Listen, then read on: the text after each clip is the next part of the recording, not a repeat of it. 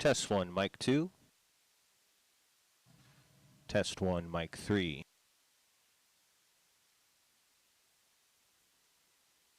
Test 1, mic 4.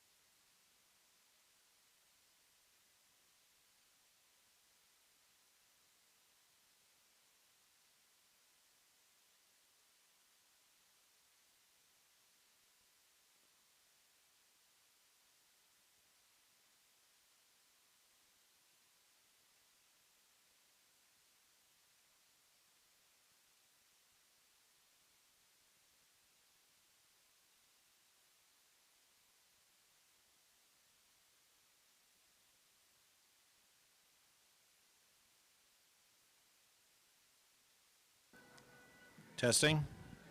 Testing.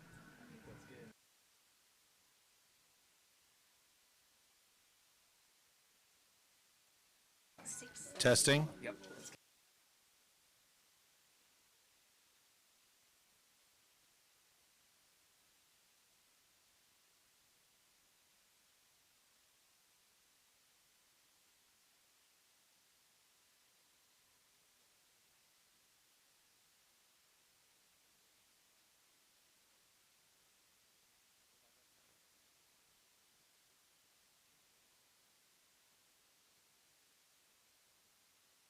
Hey, welcome everybody. Welcome to football. Welcome to Friday Night Football. Welcome fans from everywhere.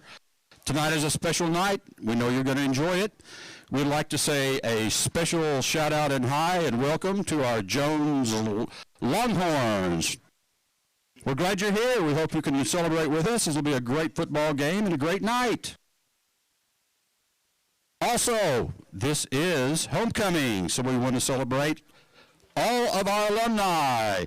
Hey, if you're an alumni, stand up. Let's see who you are, and let's be clapping for you. Stand up, alumni.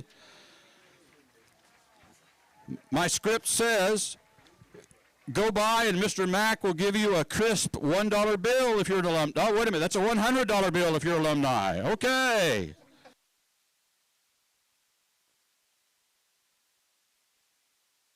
Football fans, we did say tonight is a very special evening. It's a very special night. This whole week has been dedicated to homecoming activities, fun events. Students participated in all kinds of activities. So tonight we say thank you, Crossing School. We thank you, pre-K through upper school. You guys did a fabulous job all week. Thank you, teachers and parents. You guys were great. You all worked hard. You all participated, and you all showed positive leadership. We thank you so, so much. Now we're going to celebrate our homecoming activities and fun. Here we go. So we've got our MCs. We've got two teachers from CCS. We've got Janetta Jonte and Dennis Seville. So let's welcome them. Welcome, guys.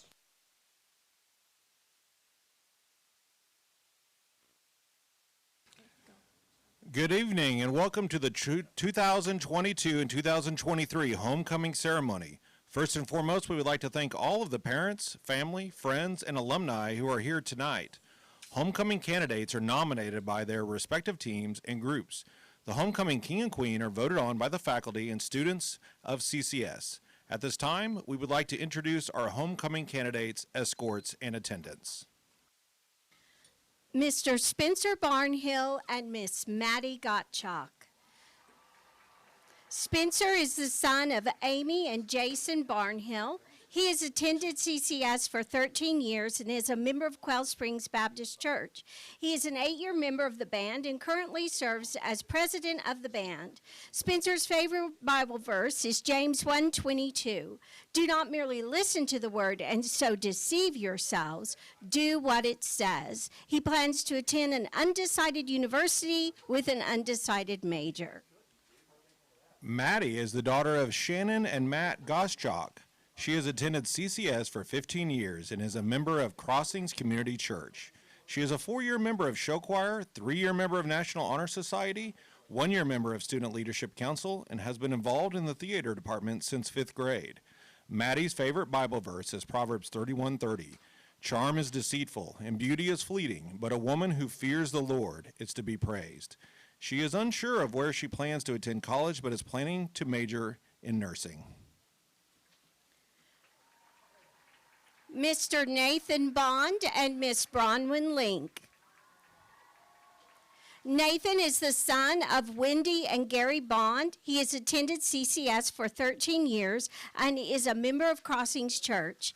He is a cross-country track and band 4 years. Nathan's favorite Bible verse is 1 Corinthians 10:31. So whether you eat or drink or whatever you do, do it all for the glory of God. He plans to attend Oklahoma State University and major in chemistry.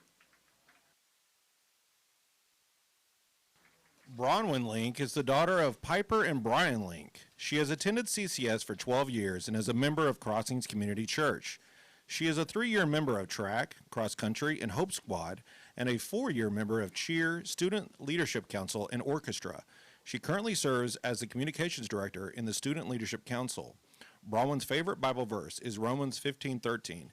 May the God of hope fill you with all joy and peace as you trust in him, so that you may overflow with hope by the power of the Holy Spirit. She plans to attend the University of Mississippi with an undecided major. Mr. Peyton Brady and Miss Julia Wall. Peyton is the son of Lynn and David Brady. He has attended CCS for 10 years and is a member of Crossings Church. He is a 4-year member of football and soccer. Peyton's favorite Bible verse is Romans 8:28, and we know that in all things God works for the good of those who love him, who have been called according to his purpose. He plans to attend Baylor University and major in accounting. Julia Faith Wall is the daughter of Heather and John Wall. She has attended CCS for 8 years and attends Life Church. She is a 4-year varsity cheerleader, winning 5 state championships, and a 4-year member on the tennis team. Currently, she serves as head of the Homecoming Committee for Student Leadership Council. Julia's favorite Bible verse is 1 John 4:16. We know how much God loves us, and we have put our trust in his love. God is love, and all who live in love live in God, and God lives in them. She plans to attend the University of Oklahoma and major in nursing. Mr. Thomas Cruzan and Miss Grace Mashmeyer. Thomas is the son of Kathy and Jeff Cruzan. He has attended CCS for 12 years and is a member of Deer Creek Church of Christ. He is a senior golfer, and his favorite Bible verse is Ephesians 2:8-10. God saved you by his grace when you believed, and you can't take credit for this. It is a gift from God. Salvation is not a reward for the good things we have done, so none of us can boast about it. For we are God's masterpiece. He has created us anew in Christ Jesus so we can do the good things he planned for us long ago.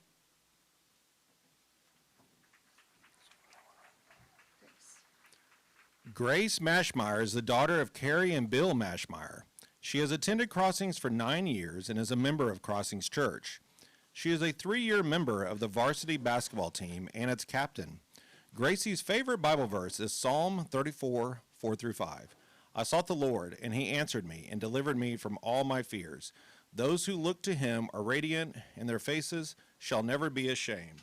She plans to attend Stanford University and double major in biology and neuroscience with a minor in Spanish. Mr. Matthew Hooper and Miss Isabel Smith.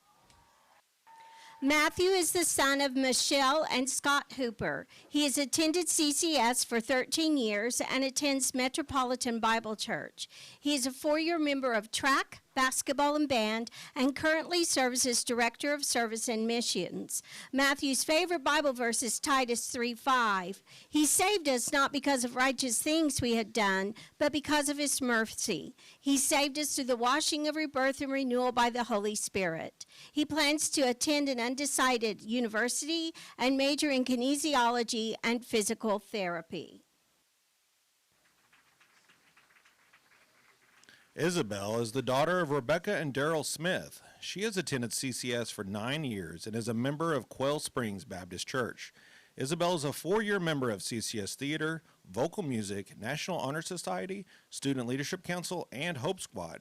She is also a 2-year All-State vocalist. Isabel's favorite Bible verse is Psalm 46:5. God is within her. She will not fail. God will help her at break of day. She plans to attend Southern Nazarene University and major in nursing. Mr. Hunter Howerton and Miss Elle Rouse. Hunter is the son of Courtney and David Howerton. He has attended CCS for 7 years and is a member of Crossings Church. He is a 6-year member of Crossings Wrestling and a 2-year member of track. Hunter's favorite Bible verse is Romans 8:18. What we suffer now is nothing compared to the glory he will reveal. He plans to attend Oklahoma State University and major in health science.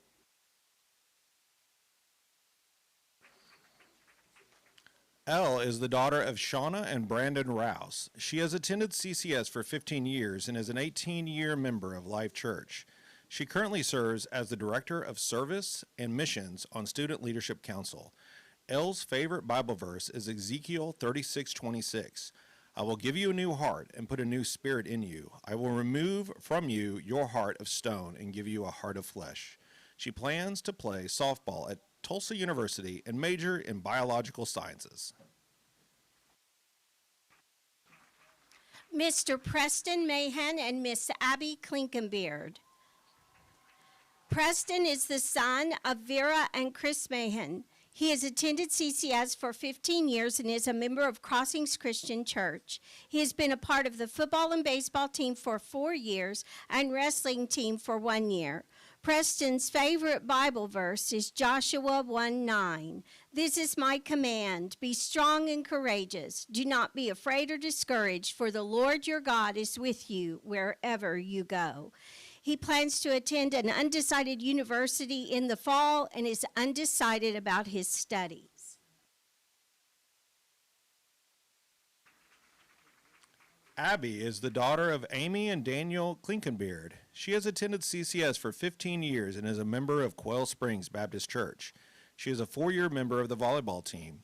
Abby Klinkenbeard's favorite Bible verse is Proverbs 19:20 through 21. Listen to advice and accept discipline, and at the end you will be counted among the wise. Many are the plans in a person's heart, but it is the Lord's purpose that prevails. She is undecided on her university choice, but plans to major in nursing. Mr. Tucker McSpadden and Miss Kate Pernay. Tucker is the son of Kate and Eric McSpadden. He has attended CCS for 13 years and is a member of Life Church. He is an 8-year member of orchestra serving as the president. Tucker's favorite Bible verse is Romans 8:28. And we know that in all things God works for the good of those who love him, who have been called according to his purpose. He plans to attend Dartmouth College and major in chemistry or mathematics. Kate is the daughter of Jennifer and Joe Pernay. She has attended CCS for 8 years and is a member of Crossings Church. She is a 4-year member of Cheer and currently serves as one of the head editors for Yearbook. Kate's favorite Bible verse is Isaiah 41:10. So do not fear, for I am with you. Do not be dismayed, for I am your God. I will strengthen you and help you. I will uphold you with my righteous right hand. She plans to attend an undecided university with a major in business marketing. Mr. Cooper Mullinex and Miss Blake Jackson. Cooper is the son of Jennifer Mullinex. He is a 3-year member of the Knights football team and is a captain. He's also a member of the basketball team. He's attended CCS for 3 years and is a member of Faith Bible Church. Cooper's favorite Bible verse is Galatians 2:20. I have been crucified with Christ. It is no longer I who live, but Christ who lives in me. And the life I now live in the flesh, I live by faith in the Son of God, who loved me and gave himself for me. He plans to attend the University of Oklahoma and major in accounting and finance. Blake is the daughter of Brandy and Troy Jackson. She has attended CCS for 16 years and is a member of Crossings Church. She has been on the varsity pom squad for 4 years and is serving as captain. Blake's favorite Bible verse is Jeremiah 29:11. For I know the plans I have for you, declares the Lord, plans to prosper you and not to harm you, plans to give you hope and a great future. She plans to attend Texas Christian University and major in business. Mr. Armin Propes and Miss Nana Juma. Armin is the son of Carlin and Brett Propes. He has attended CCS for 14 years and attends St. Elijah. He is a 6-year member of the drumline and currently serves as lead snare. Armin's favorite Bible verse is Romans 15:13. May the God of hope fill you with all joy and peace as you trust in him, so that you may overflow with hope by the power of the Holy Spirit. He plans to attend an undecided university and major in computer science. Nana is the daughter of Sylvia and Alex Juma. She has attended CCS for 8 years and is a member of First Love OKC. Her involvement at CCS includes 6-year theater crew, 2-year Spanish Club member, 2-year Hope Squad member, 2-year Student Leadership Council member. She currently serves as stage manager, Spanish Club officer, and a Student Leadership Council committee leader. Nana's favorite Bible verse is Proverbs 31:25. She is clothed with strength and dignity, and she laughs without fear of the future. She plans to attend Texas A&M University and major in nutritional sciences. Mr. Jake Wagner and Miss Rachel Mulder.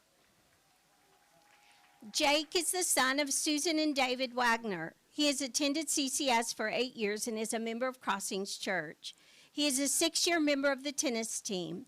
Jake's favorite Bible verse is Romans 15:13. May the God of hope fill you with all joy and peace as you trust in him, so that you may overflow with hope by the power of the Holy Spirit. He plans to attend an undecided university and major in business. Rachel is the daughter of Ann and Mark Mulder. She has attended CCS for 11 years and is a member of the sanctuary. She has been a member of the cross-country team for 6 years. Rachel's favorite Bible verse is James 1:12. Blessed is the one who perseveres under trial, because, having stood the test, that person will receive the crown of life that the Lord has promised to those who love him. She plans to attend the University of Oklahoma and major in physical therapy. Mr. Silas Ward and Miss Mia Reisner. Silas is the son of Kim and Trent Ward. He has attended CCS for 14 years and is a member of Skyline Church. He has played baseball for 4 years and football for 4 years, currently serving as a captain. Silas's favorite Bible verse is Isaiah 26:3. You will keep in perfect peace those whose minds are steadfast because they trust in you. He plans to attend the University of Oklahoma and is undecided in his major.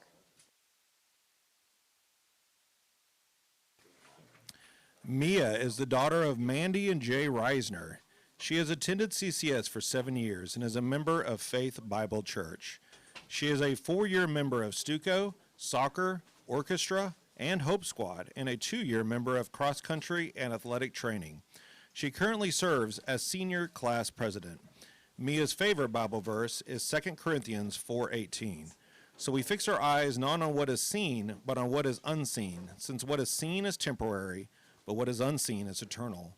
She plans to attend an undecided university and major in an undecided major. Mr. Dagam Warku and Miss Avery Reisner. Dagam is the son of Awat and Tefera Warku. He has attended CCS for 12 years and is a member of St. Elijah.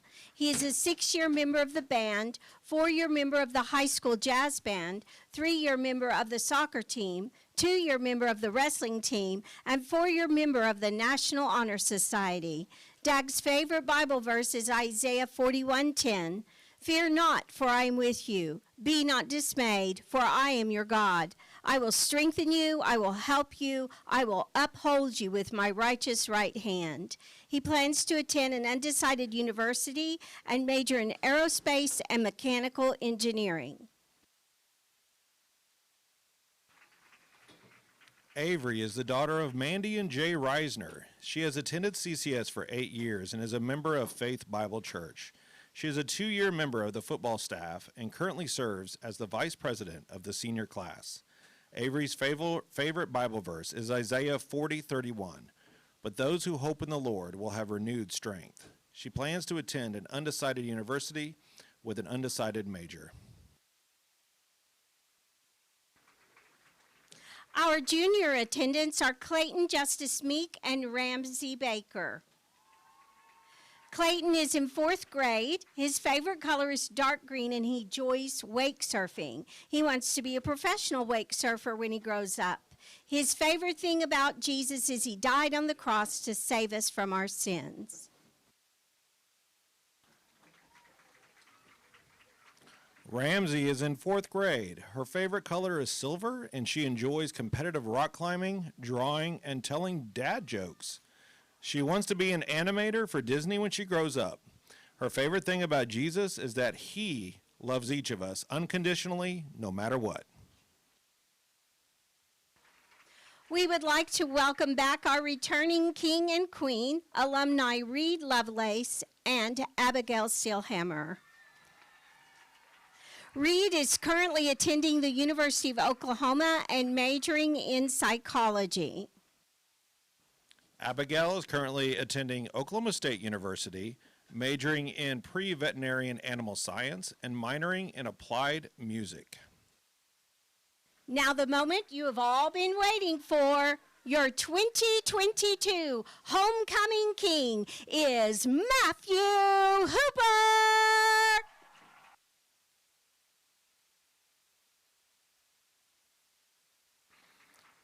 And your 2022 homecoming queen is Bronwyn Link.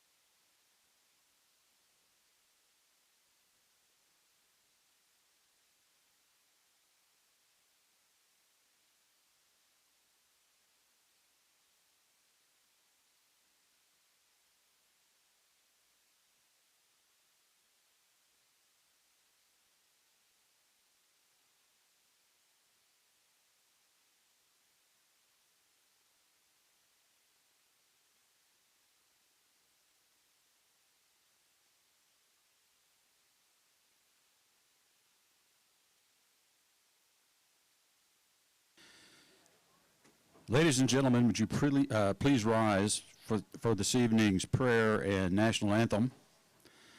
Our prayer tonight will be led by Todd Lovelace, family pastor at Skyline Church, and our national anthem will be led by our CCS band and drum line under the direction of Michael Brown, Garrett Johnson, and drum major Reagan Tollefson. You gonna push it? Let's pray. Father God, we thank you for this beautiful evening that you've given us. We thank you for the opportunity that these young men have tonight to compete against each other and display their talents and their skills that you've given them. We pray for safety as they compete. We also pray that they would honor you tonight by giving their best and respecting their opponent. I pray for us as fans that we would also honor you in the way that we cheer, in the way that we control our emotions. Help us keep this game in perspective as we remember your commands to love you and love one another. Father, thank you for these players, for the students, parents, all those in attendance tonight. We consider it a blessing from you that we're surrounded by such great friends and family. We thank you. In your name we pray. Amen.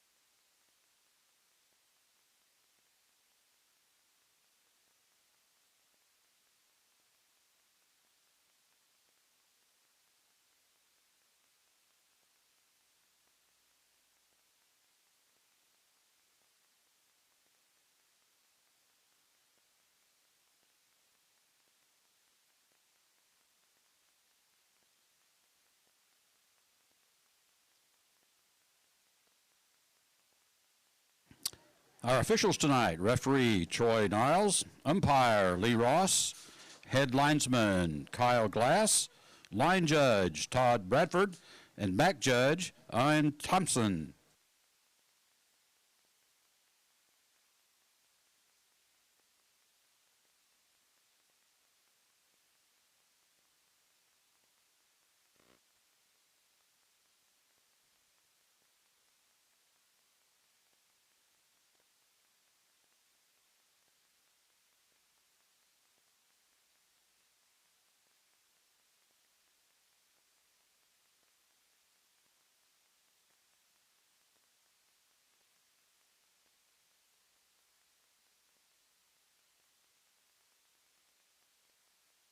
Direct your attention to midfield for the coin toss.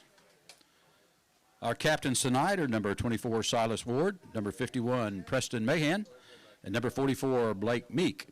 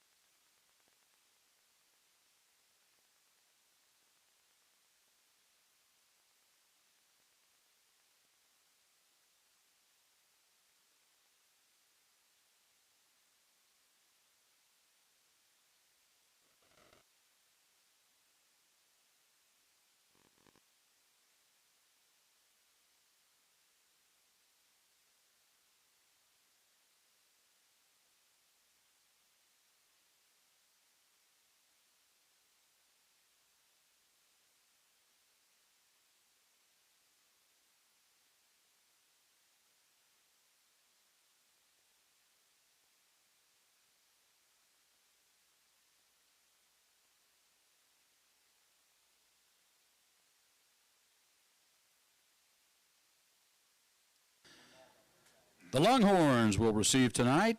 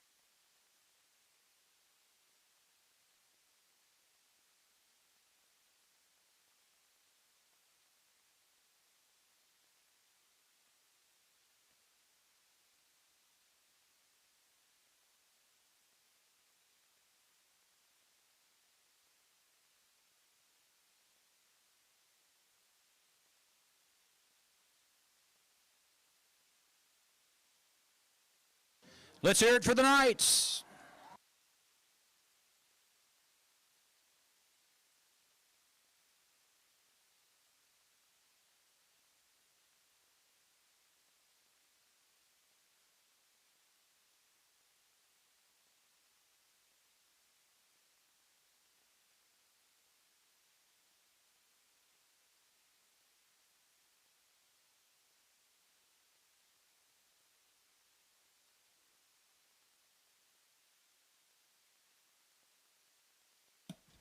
Hello, football fans, and welcome back to another highly anticipated Friday night light game. Tonight we have the Crossings Christian Knights against the Jones Longhorns. Big time football here in Oklahoma City. Jones coming into this matchup, I believe 1-3, three really tough teams out of the gate for Jones.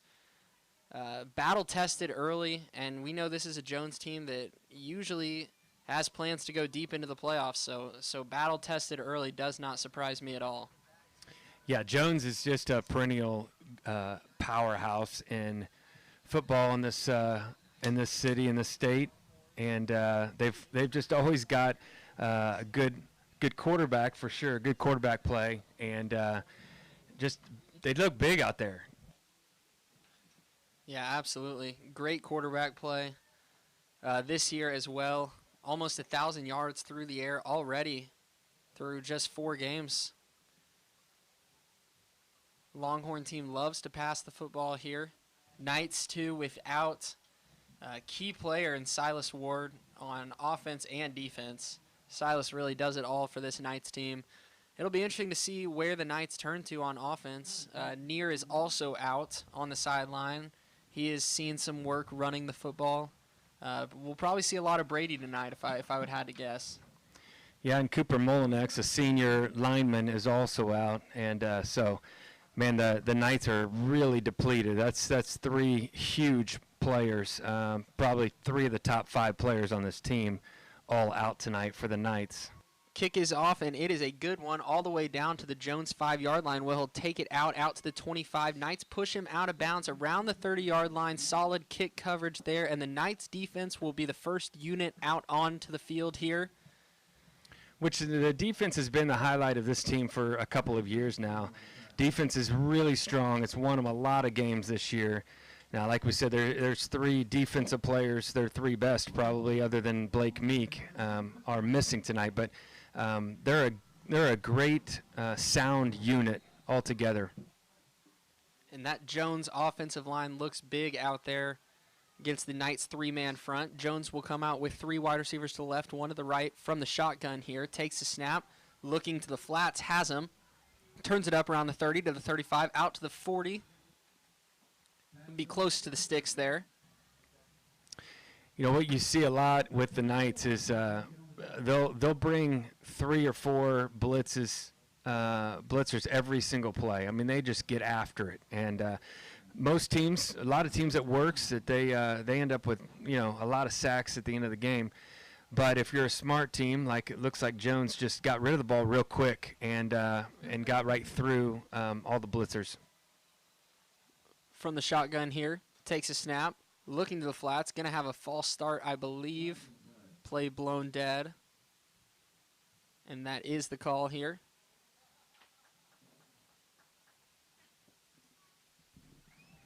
I didn't see who that was, but that's really helpful for the Knights. Put the Jones Longhorns behind the chains a little bit. Nobody wants to start 1st and 15. And the Knights secondary is going to be absolutely a strength tonight, considering the players missing on the defensive line and the big bodies up front. Yeah, with Luke Olson, Nate Rouse, Evan Krotz, and Peyton Brady all back there. Lots of experience there. And that's a Olsen hold right there. How did that referee not see that receiver just blatantly held Luke Olson on that corner? And Olsen looked like he got through to break it up there, but couldn't wrap up because he was being taken the other way at the same time. Nice read there by Luke Olson to make sure it didn't go further. Yeah, though. he saw that was film work right there. He saw that. He moved to the side of that receiver. He wasn't even going to let the receiver block him. He's going right after the stacked guy, and then he got held. From the shotgun once again, here the Longhorns takes the snap. Fake handoff. Another hold missed. Not called. Out of bounds here. Going to have 3rd down and 5. I mean, flung right to the ground. I mean, that was Justin Walraven on the rush there.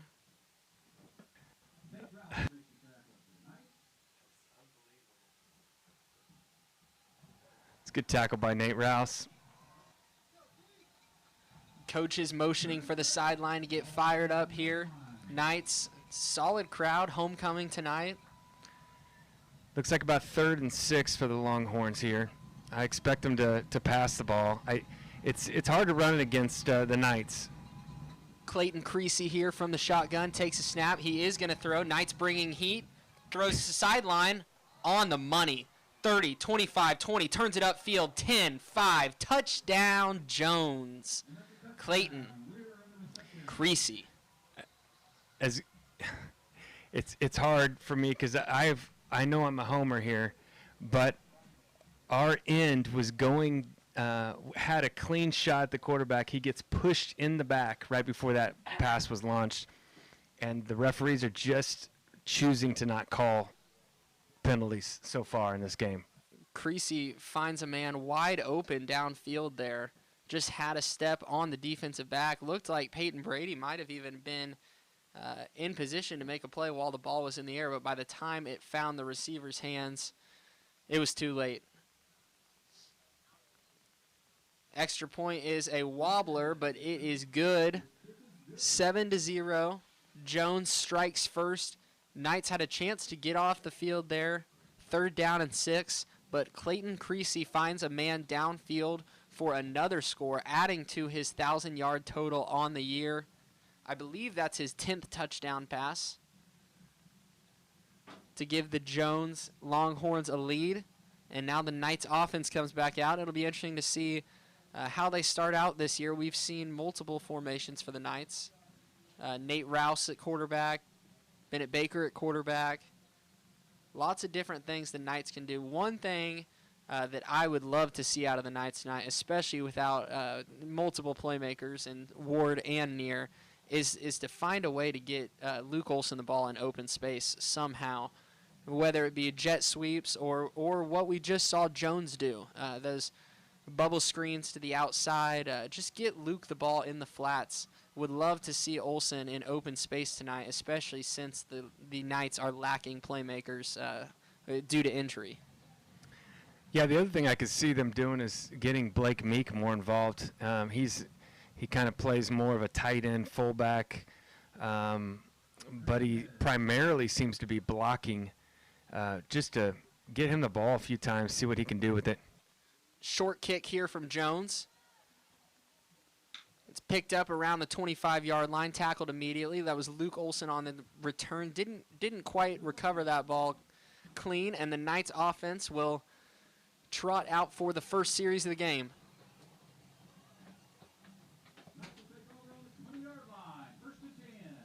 First down and 10 Knights. Looks like it'll be Nate Rouse at quarterback to start off. He'll be in the shotgun with 2 wide receivers to the left, 1 to the right. He takes the snap, hands off up the middle, looking for room, nothing there. I believe that was Justin Walraven on the carry. And he was stuffed at the line of scrimmage. Bringing up second down and 10.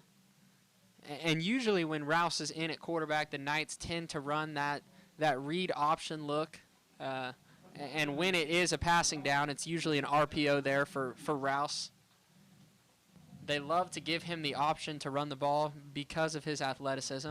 Knights will have 2 to the right, 1 to the left. From the shotgun here, Walraven still the running back in the formation. Takes a snap, hands off to Walraven in the flats. Makes a man miss, but swallowed up in the backfield.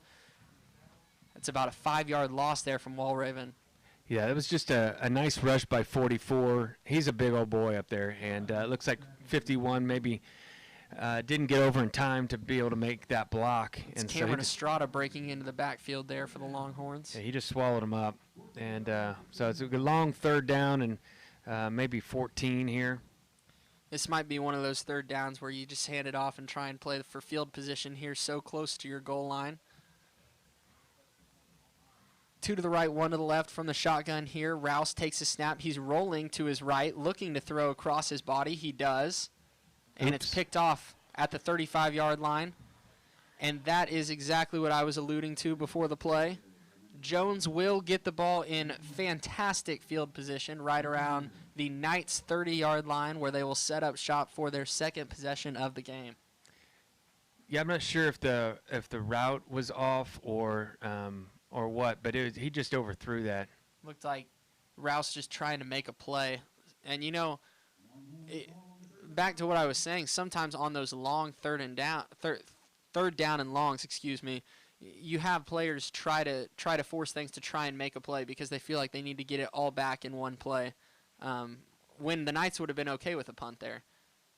Knights on the blitz. Great tackle there by Blake Meek to save the Knights from another Jones first down, moving deeper into Knights territory. But Blake Meek was there for the wrap-up, immediately bringing the ball carrier down.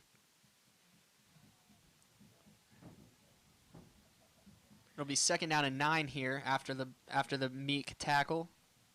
Yeah, Blake's he's just a football player. I mean, the guy can do it all, and he's strong and he's fast, and he's a great defender. Takes a snap, hand off up the flats, got plenty of green grass ahead of him, out to the 20, near the sideline, pushed out of bounds. Going to get a flag here. Not sure what the call is. I believe it was a hold, push in the back or a hold on the end there, and the guy tried to sell it like he didn't do it, but the referee caught it. Yeah, there's a hold. Holding here on the Longhorns. Knights saved there by that penalty. And right when he handed the ball off on that sweep, you kind of saw the line got very solid penetration there for the Longhorns. He had a lot of green grass in front of him, a lot of room to work. So the Knights really need to stay home there on those edges, make sure that the flats aren't completely wide open like that, even through the holds. Looks like another flag, going to get sideline interference, potentially a sideline warning for the first one.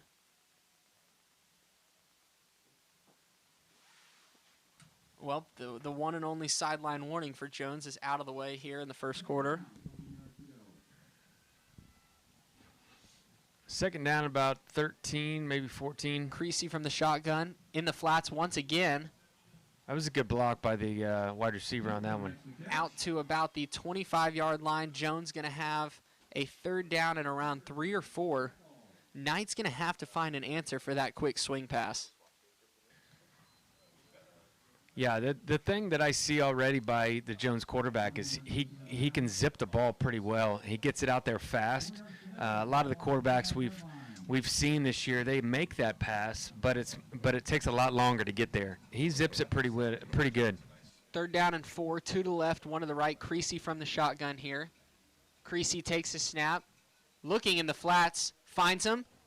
Incomplete, right off the hands there. Had a little too much steam on that one. Yeah, so that's just like what I said. Sometimes you need to zip it, and sometimes you need to finesse it. And that was definitely not the quarterback's fault. The receiver's got to catch the ball, but he zipped that one. Had a nice block there. Took him a few seconds to get open there and turn the edge. 4th down and about 4 for the Longhorns here. Knights with a huge chance to get off the field. From the shotgun is Creasy here.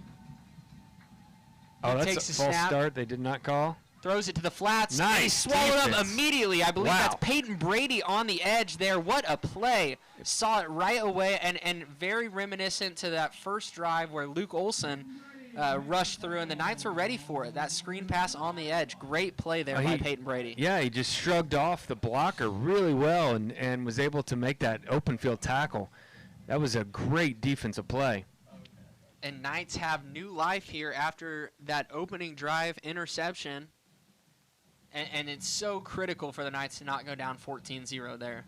Jones is lucky. Their running back flinched pretty big, and there was a no call there, but we'll take that. Rouse still in at quarterback here. Takes a snap, hands off, looking for space, and again swallowed up. The Knights' offensive line really, really struggling.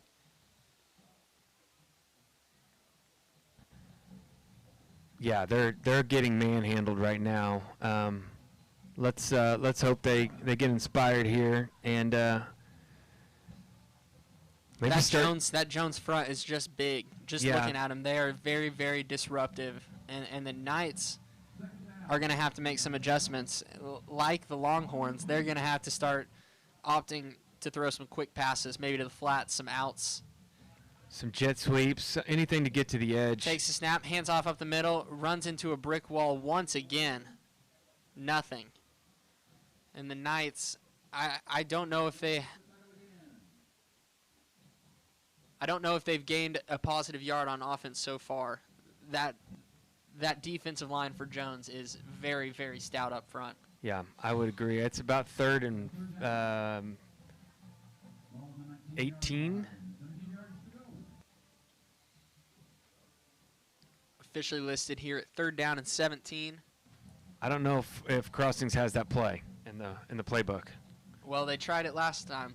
At 3rd down and long play, sometimes you just got to be conservative there. Takes a snap.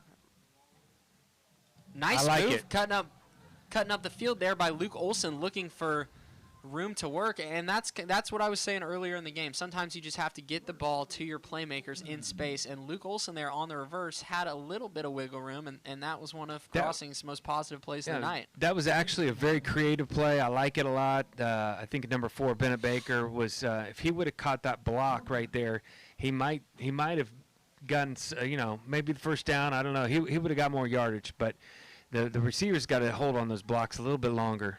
Nice punt here for the Knights. Booming punt. Wow. And that is a field flipper there inside the 20-yard line. Fantastic punt there for the Knights. And exactly what I was saying last possession. Sometimes you are okay with the punt, especially the way the Knights have been punting the ball this season. That has been a huge bright spot, and that was a booming kick. Yeah, that looks like number 1 Knox Nave. What a kick.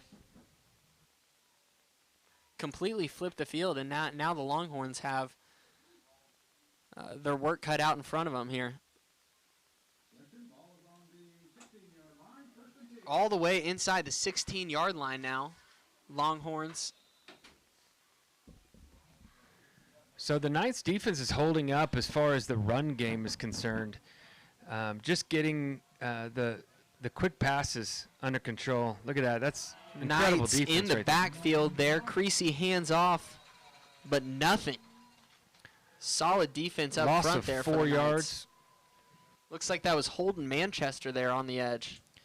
Yeah, we just outnumber the blockers on our defensive line and get great penetration there. And the Knights have some young players out there making plays right now. Really testing that depth early on. Creasy here from the shotgun once again. He takes a snap. Looks like there was movement early. No call. Out to the 10-yard line. Makes a man miss. Out to about the 25-yard line there. And the Knights had a chance. Yeah, 2 or 3 missed tackles right there in the open field. And that receiver has good hands, but it didn't look like he had great speed. Maybe a few good moves there, but we got to make open field tackles.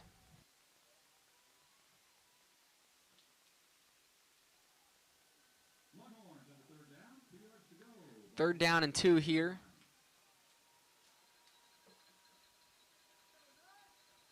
Longhorns from the shotgun.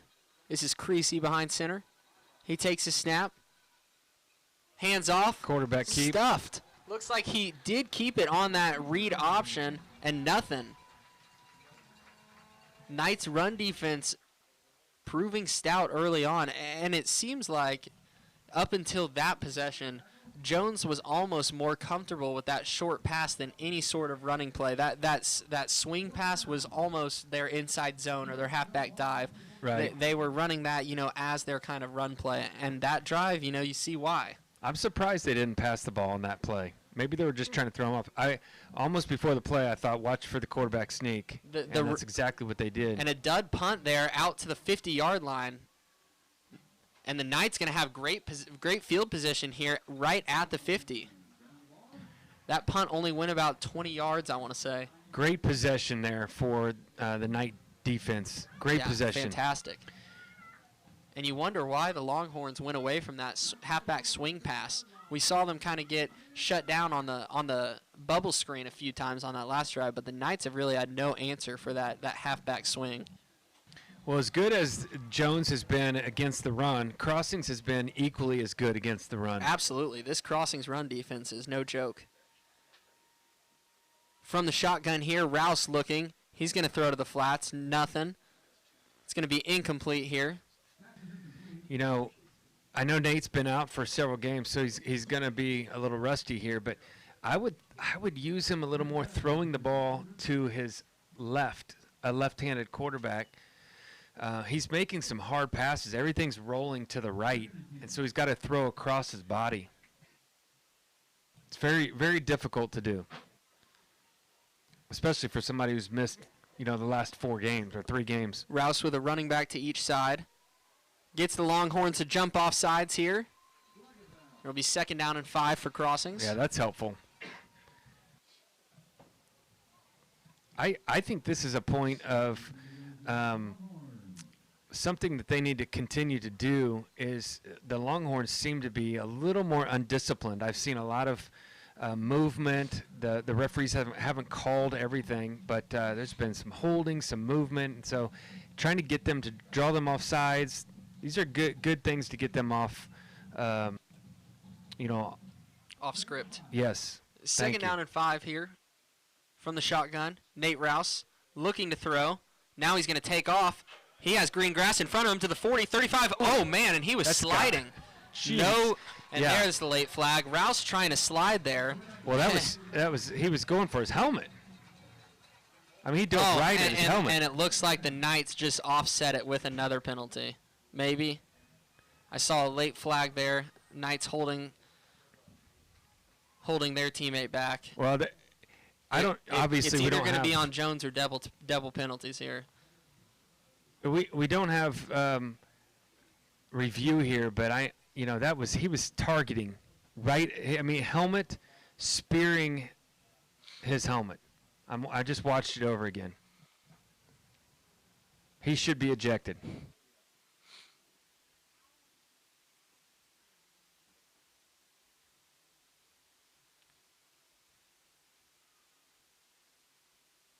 It's personal foul. And it is a personal foul on Jones. I don't know what the high school rule is on targeting, but if there is such a thing, that was clearly it. Personal foul moves the ball into the red zone for the Knights, and the Knights have to get points out of this drive. 2 Jones penalties on this drive. Knights has to come away with points. Rouse here from the shotgun, wanting to throw, going end zone, and overthrows Luke Olson. Yeah, just overthrew. But I like the action there. That was a nice looking play, and Olsen was open. When he had And- time to throw the ball. That's a great job by the offensive line there. And at some point, it's just pitch and catch. You have to think that Nate Rouse is going to settle in and make that throw. You mentioned he's been out in the past 3 games with injury, and he's more of a runner. But at some point, it gets simplified to pitch and catch, and Luke Olsen's open there. As long as you can keep getting your playmakers open, good things are going to happen. Rouse here from the shotgun, a running back to each side. He takes a snap, hands off to Walraven, and Walraven gets swallowed up immediately.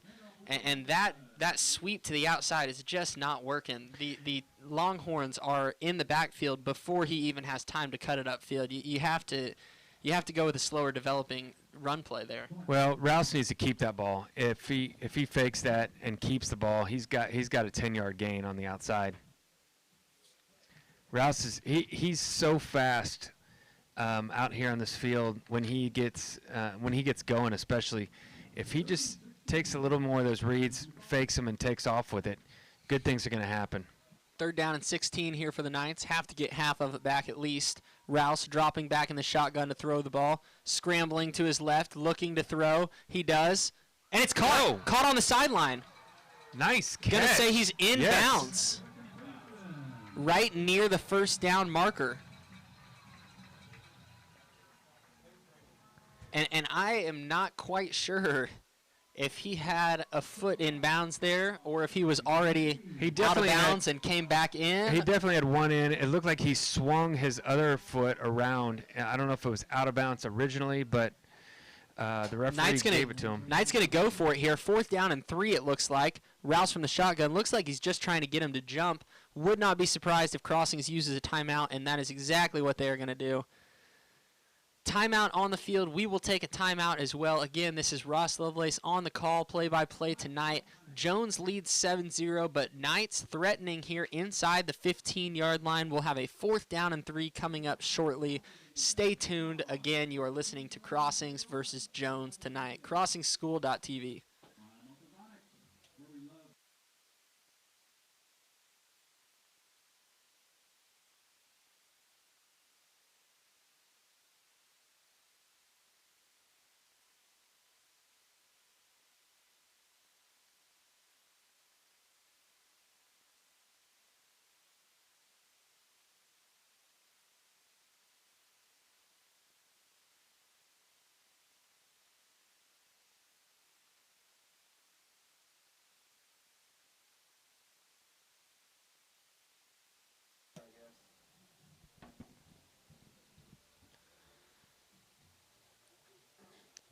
Knights offense still on the field here as they will go for it.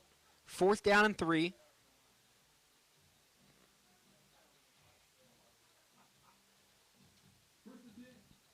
Play clock still showing 1st down.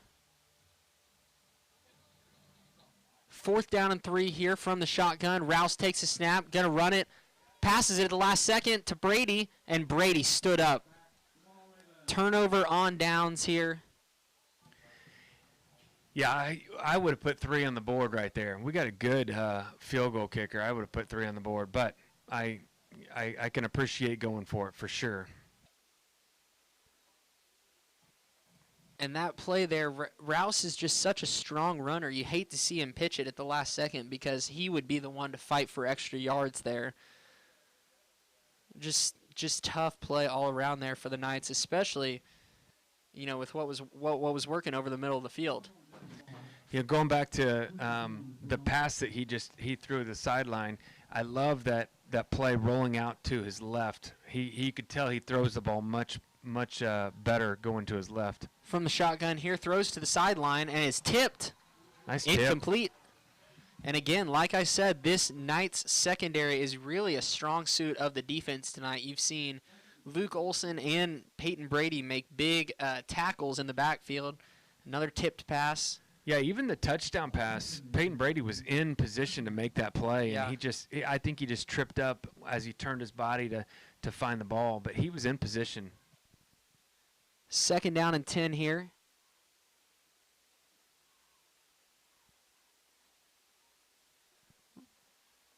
Creasy will have trips out to his right, one receiver to the left.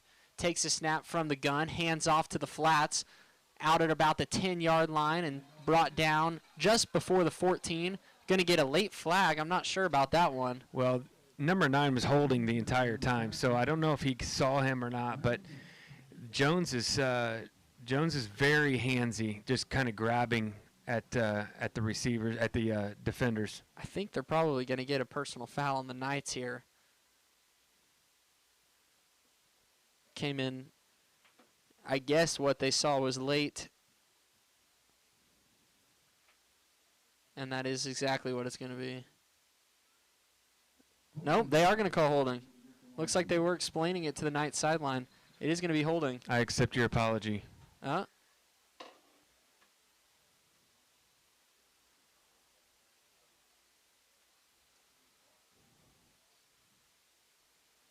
probably be half the distance here. Well, I know Jones isn't going to like that, but from up here, I just can see it. The receivers are struggling to block, and so they're just grabbing onto jerseys and trying to pull them. The Knights corners are very, very physical. Second down and 14 here. Creasy alone in the shotgun. He takes a snap, looking to throw. Knights ends get by the offensive line. He's going to loft it. Incomplete around the 25-yard line. Great coverage. First of all, impressive on the quarterback, Creasy, getting out of the trouble. He had 2 guys coming at him on both sides. He ducks in between, goes in, and then he makes a beautiful throw. And just the receiver just couldn't bring it down. And you watch off the edge, Benton McKim is in the backfield pretty quick every time. Maybe not as big as some of these Jones offensive linemen, but that is exactly what makes him hard to block. The Knights have some edge rushers that definitely should not be on the defensive line, but they are so quick that they can get back there immediately. Takes a snap. Benton Kim in the backfield once again. Tunnel screen for the Longhorns, and it's blown up by the Knights. Crossings once again going to get the football back. Yeah, and the defensive lineman, the ends, Preston Mahan, he read that as soon as he saw the screen coming, and he retreated he left the quarterback, retreated, and he went and was able to make that tackle. But Preston Mahan, the senior, is an exceptional defender. So we got another punt inside the 20 for Jones. This Crossings defense is playing very well against this incredible Jones team, really. Much better punt here for the Longhorns, but once again, the Knights will start around their own 50-yard line. And like I was saying, points would have been so massive on that last possession because the Knights would have a chance to go down and take the lead here. But yeah, nonetheless, the Knights have to find a way to tie this ball game up. Going down 14-0 to this high-powered Jones offense would not be fun to try and come back against, especially with the Knights missing a key playmaker on the offensive side of the ball. I think Crossings got much more creative in that last series. Let's see what they do on this one. Rouse here takes a snap, hands off up the middle, and Walraven bursting through for the first positive run of the game. And exactly what I was saying last possession, maybe try and get something going up the middle as opposed to those sweeps on the outside that take so long to develop. The Jones defensive line is quick to get into the backfield, and so letting Walraven, touch the ball sooner like that gives him a better chance to find the hole. Rouse here from the shotgun. Walraven once again the running back. He takes a snap, fakes the handoff. Rouse wants to go deep, throwing across the middle. Incomplete. Looked like Baker wanted a flag. Not enough contact there. And those Jones defensive backs just look bigger. I like going downfield on that one on a second down and 2. Now you got 3rd and 2. You're basically on the 43-yard line, so you got 2 plays here to get 2 yards. Rouse here from the shotgun. He takes his snap, hands the ball off to Walraven. Walraven tries to bounce it to the outside, brought down pretty immediately there, and the Knights no gain on the play. Offensive lineman hurt on the field for the Knights. Looks like that is Ian Horton down. I don't love that spot. Now he's kind of inching. He started off a yard behind, and now he's inched back up to a yard. So he did get a yard on that play after all. The original spot was he didn't get a yard, and now they've moved it up. So 4th and 1. And in these short yardage situations, you want to use, a powerful runner like Nate Rouse in some QB powers. A great example last weekend, you saw Kansas State do it over and over again with Adrian Martinez. The same type of thing there with Nate Rouse. Sometimes you get him going downhill, and he's your strongest runner. Well, and you put Blake Meek in there as a blocking back. Let him make a lane for you. 4th down and 1 here. Big time down here for the Knights. It is the end of the quarter, so we're flipping the field here.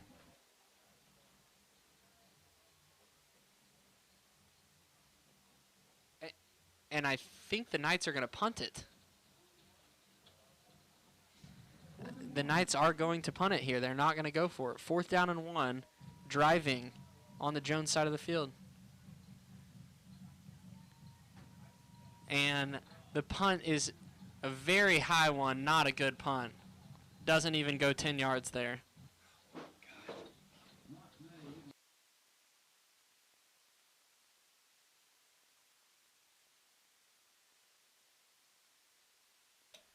And that is a very tough possession there for the Knights. Looked like they could have gone for it and had some great momentum on the offensive end. But instead, just a 10-yard punt, and the Longhorns will get the ball back. Knights defense not being rewarded here. And they have to be tired. They have been carrying this Knights team in the first half. 1st down and 10 here for the Longhorns. 11:53 left until halftime. Knights have held Creasy in check so far, but you have to wonder how long until this Knights defense starts wearing down.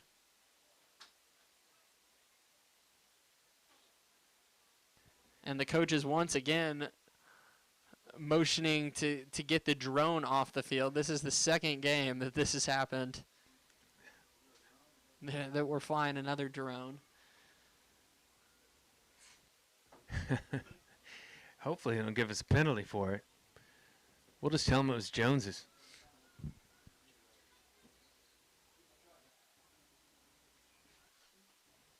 First down here for Jones.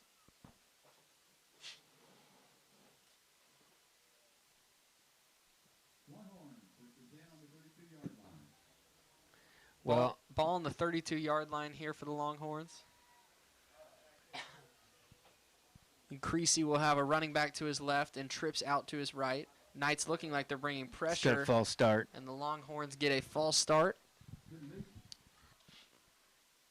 The Longhorns have helped the Knights out tonight so far. They've had a couple of these penalties to start a drive, so it makes it, 1st and 15.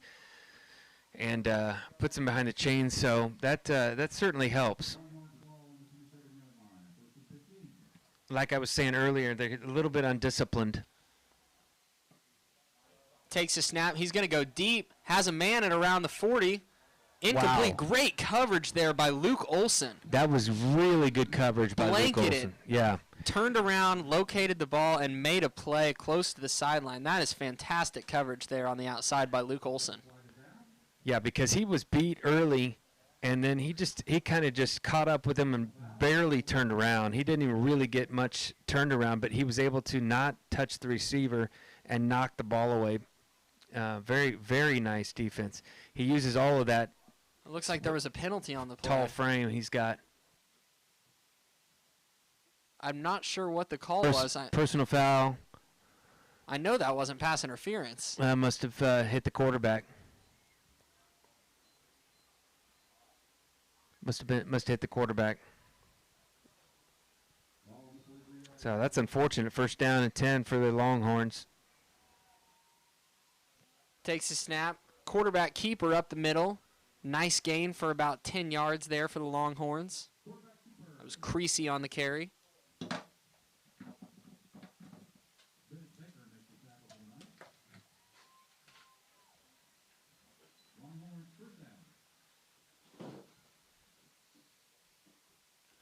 First down and 10 here for the Longhorns now after the Creasy run.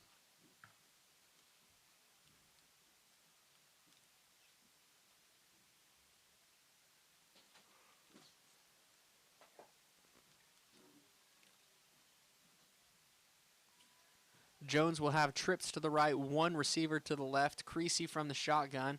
Nice little bubble screen. Room to work just about 4 yards there.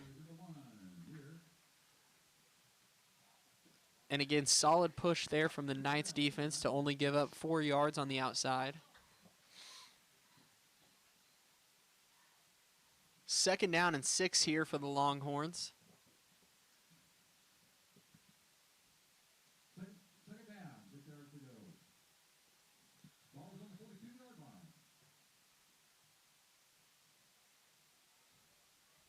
Trips out to the left, one to the right for Creasy in the formation. He takes a snap, hands the ball off up the middle. Strong run here for the Longhorns, and he's going to have the first down. Chains are moving. Knights going to have to step up here. Like I mentioned earlier, the defense just looks gassed at this point. They've been out there making big stop after big stop, and that's tough.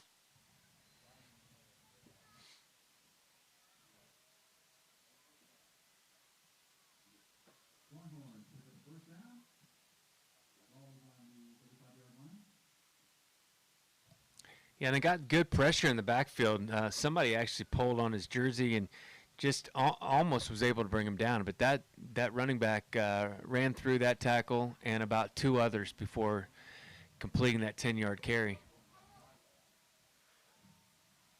Trips out to the left, one to the right. From the shotgun here, Creasy to the sideline. Nice play. He Jumps dropped the it. route but drops it. Peyton Brady there Wow. read it from the beginning, and it looked like it was almost the Jones wide receiver making a break up there. Yeah, they were not on the same page. I think the Jones receiver was supposed to cut in front of that, but Peyton Brady cut in front of him and right in the bread basket. Great read there by Brady to break that one up. Second down and 10 here after the incompletion. Knights bringing pressure, takes a snap, hands off up the middle. Going to be a quarterback keeper, rather. About 3 yards there. It's good defense right there. And the Knights were all over it if Creasy were to hand that ball off. Yeah, he would have been a 4-yard loss. Heads up play there. Third and about 7, maybe 6, 7, something around there. Big play for the Knights right here. Third down and 6. Crowd getting loud here at Knight Stadium. Takes a snap. Creasy looking to the flats. And that one that was just came a off bad the pass. hand wrong. Yeah, Something happened there. that was unlike this quarterback who zips the ball usually right. You know, he just has so much velocity on it. That one, it just came out wrong. And he probably would have had the first down there. Then the Longhorns had solid blocking lined up in front of him. But Jones is going to have to go for this one, I It's a believe. timeout by Jones.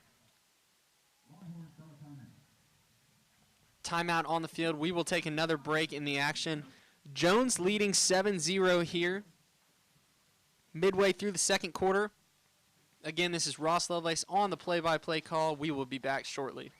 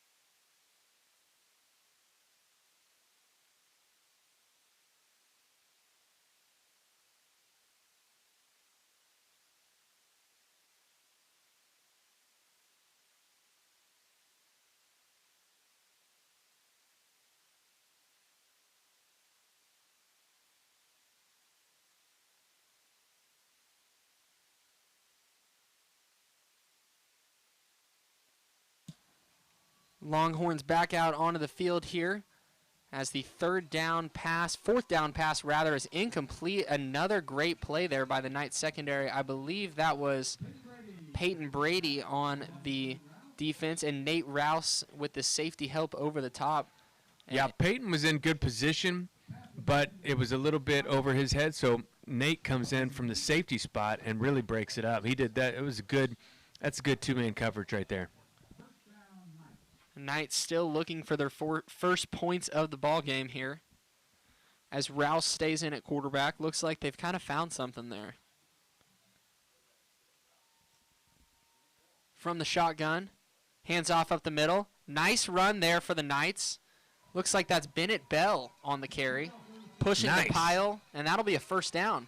Very nice rush. Man, he had like 5 Longhorns on him, and he was still upright, carrying him a couple more yards. Very nice, tough run. That Jones defensive line seems to be softening up a little bit over there.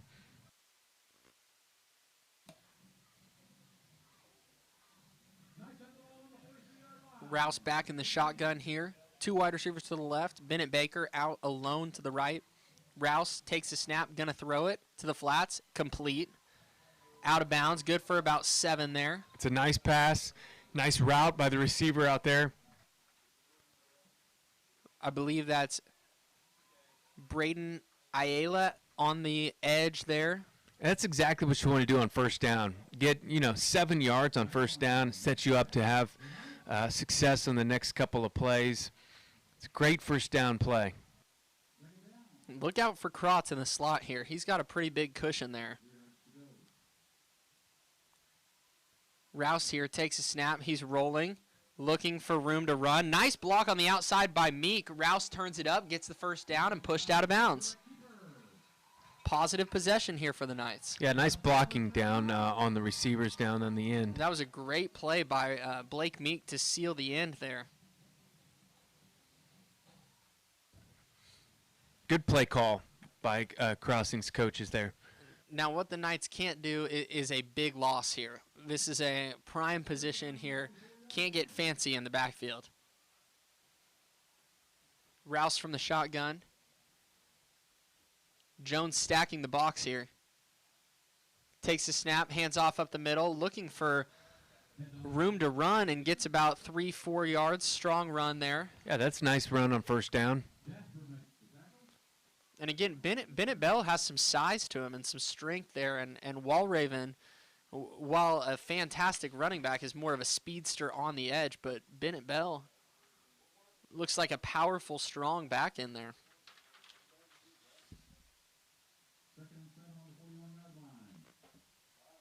Second down and 7 here after Bell's 3-yard scamper.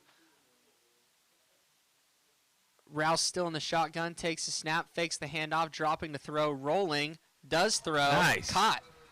That was a great run, or a great pass, great route. That's Blake Meek on the diving grab there. And the Knights moving the chains once again. And again, Rouse is so much better rolling to his left for a left-handed quarterback. Every time he's rolled left, he's either been, just on, or it's been a reception. It's when he rolls right that he has a little bit of a struggle getting his accuracy down. But that was a great pass. Rouse here in the shotgun, fakes the handoff, rolling to his right, looking to throw downfield. Incomplete there at the 25-yard line. Just overthrows Ayala there in the flats. It'll be second down and 10 after the incompletion. And just like I said, right on cue, I think, you got to mix it up. I get that. But, Nate just struggles rolling to his right as a left-hander. It would have been about a 5-yard gain. He just threw it over his head. Second down and 10 here. Rouse in the shotgun once again. Bennett Bell still the running back in the formation. From the shotgun, Rouse takes a snap, wants the flats. Ayala turns it up. Tackled around the 30-yard line. Good for a gain of around 3.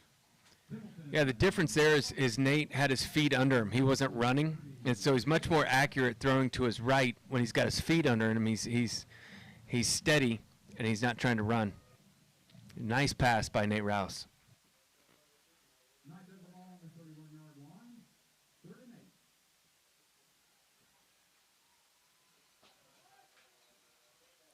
Third down and 8 here for Crossings.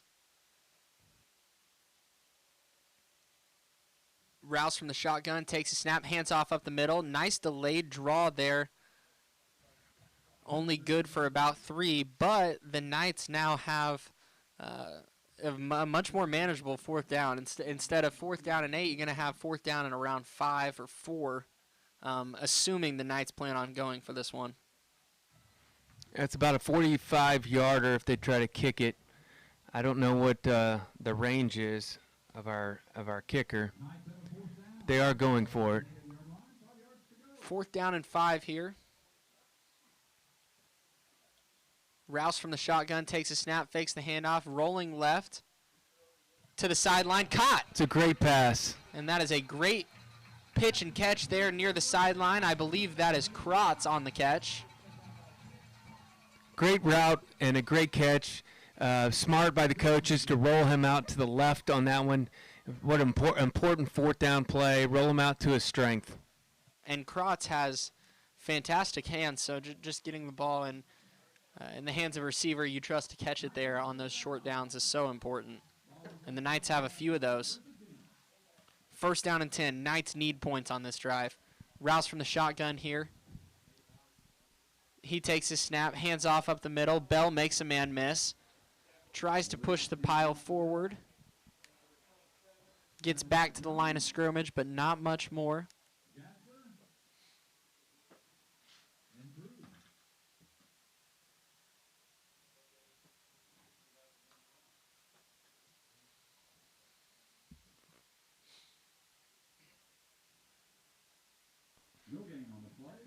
No gain on the play, so it's 2nd down and 10 for the Knights.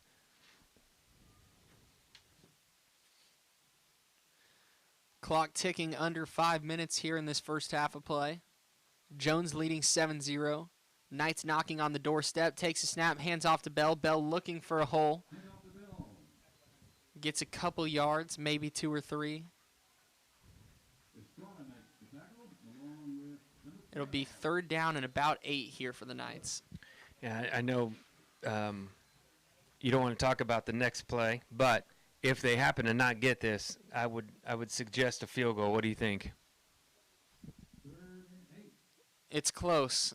They're right around that. They're right around that field goal range. Rouse here from the shotgun takes a snap, rolling left, has a man open in the flats, hits Krotz. Krotz tries to make a man miss, knocked out of bounds there. I like the play. I think Rouse has got to get rid of that ball a little bit quicker. Krotz had nothing. As soon as he got the ball, he was done. He needed a little bit more time. And the Knights looks like they're sending a field goal package out onto the field here. Yeah, Caden Leslie, number 12. Leslie on to kick here. I don't want to jinx him, but he's kicked very well What's this the year. yardage on this one? About a 35-yarder. Snap is up. The hold is down. The kick is Good. no good. No good. Had the leg, just missed it right. Had plenty of leg there. Plenty of it. Yeah, I thought that was good from up here. Well, that's disappointing, but I think that was the right call. 1st down and 10 here for the Jones Longhorns, and now it's more important than ever to keep the Longhorns out of the end zone. A hard-fought first half, holding Jones to 7 would be huge for the Knights. You know, you would hate to have that whole first half. Oh, he's going to go deep here at about midfield. No good, and Rouse there on the coverage. As I was saying, you know, you'd hate to play that entire first half only giving up 7, battling on the defensive end just to give up a late score right before halftime.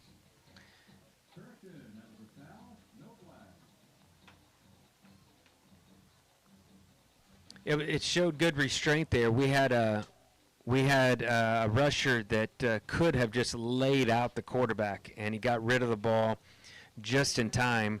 And whoever it was, the rusher pulled off, and that was very wise. He takes the snap, hands off up the middle, and nothing there. Knights defensive line standing him up. He came away with the ball. Benton McKim came away with the ball, and the refs did not see it. Benton McKim is holding the ball. And I didn't see it on replay. But that was an interesting play. Yeah, he rolled right up with it. Well, 3rd down and 11 here. Knights have a chance to get the ball back. Trips out to the left here for the Longhorns. Takes a snap, looking to throw to the sideline. Broken up. Peyton Brady once again. What coverage there by the Knights secondary, not giving up an inch. Yeah, I did see the replay. He took the ball from him when he hit the ground. So that was a correct call. And the Knights have a dangerous punt returner back in Luke Olson, who just needs a chance to get the ball in his hands here. That was a quick 3 and out for Jones. Very quick. Tough snap there for the Longhorns. And the punt is up, out to about the 50-yard line. And Olson, he muffs that one. Looks like he got right back on it, though. And the Knights, for the 3rd or 4th possession in a row, going to start right at the 50-yard line. Yeah, I was going to say something about that. Yeah, we've been on the 50 or 49, I think 3 times in a row right now. And no points to show for it here. No, but they're moving the ball a lot better. And they're getting a little more creative, a little more push on the offensive line. It's just a matter of time here. Hopefully they're wearing the defense down of Jones, especially that defensive line.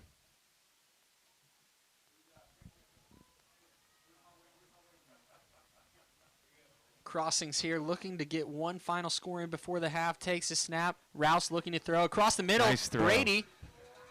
And about a 15-yard pitch and catch there. Great play there. Beautiful from Rouse throw to- by Rouse, to yeah. Brady. And more of that, just finding receivers sitting in the zone, just finding that weak spot, that open spot in the zone coverage, and Rouse just putting it on the money. And Yeah. I think, you know, it might help his passing game if you find more of those little creases in the defense and allow Rouse more opportunities to throw those short little dink and dunk passes.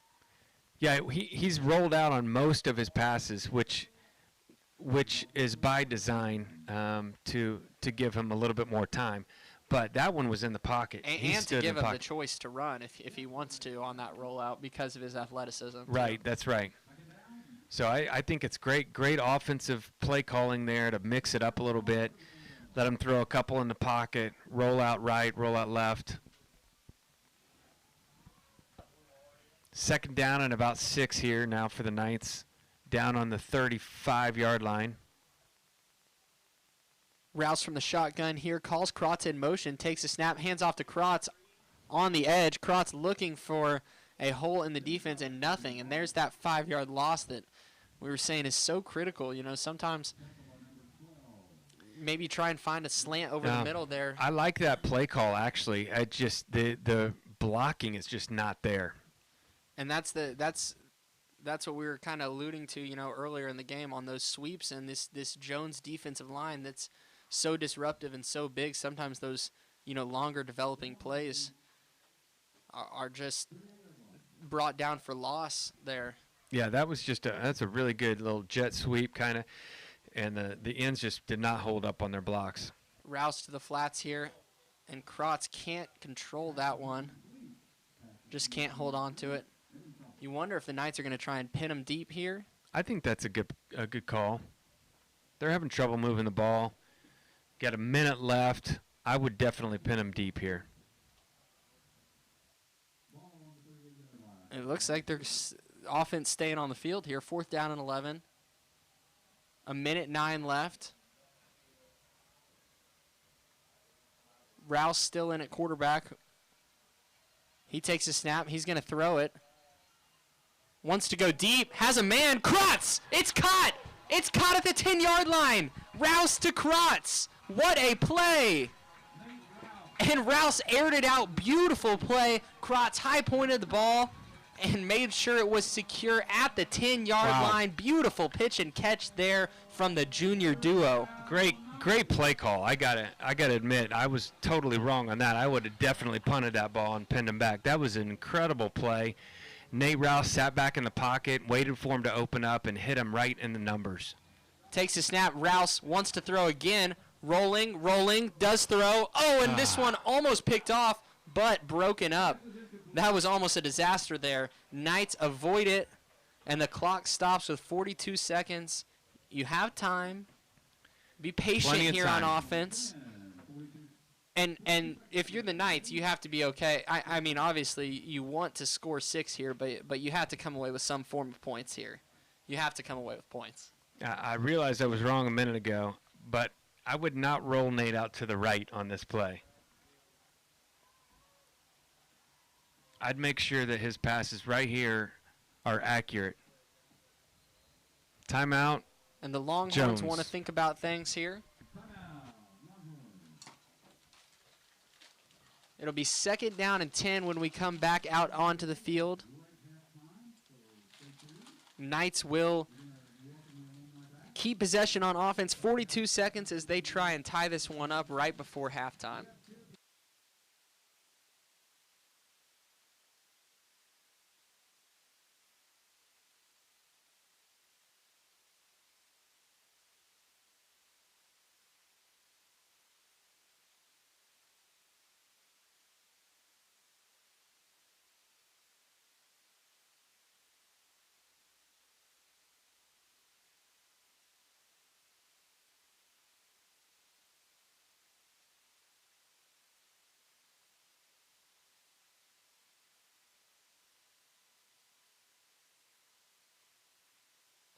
Knights offense trotting back out onto the field here, looking to score points before the half after such a fantastic defensive performance here in this one.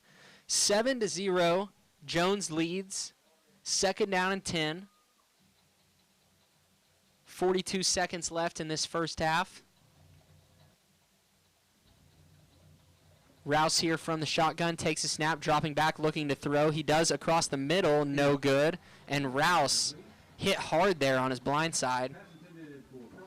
He had an open receiver, just a little bit high, but I like the play.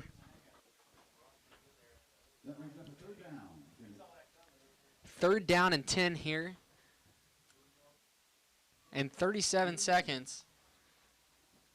I would not. We've seen the Knights try to get sneaky on a run here a few times on these third down and 10s, and if they're content with a field goal here, we'll see if that's the call. Rouse takes a snap, and they're going for the end zone. Rolling to his left. No good. Incomplete to Brady. And decision time here for Coach Keithley. Looks like he's going to send the field goal unit back on once again. And it'll be Caden Leslie trying his 2nd field goal. And again, that first field goal had plenty of leg. It was that accuracy that got him there. And this one will be shorter. Believe he missed around a 36-yarder last time.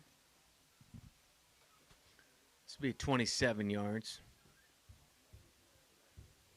Snap is up, hold is down, and the kick is up and straight through the uprights. There we go. Caden Leslie puts the Knights on the board 7-3.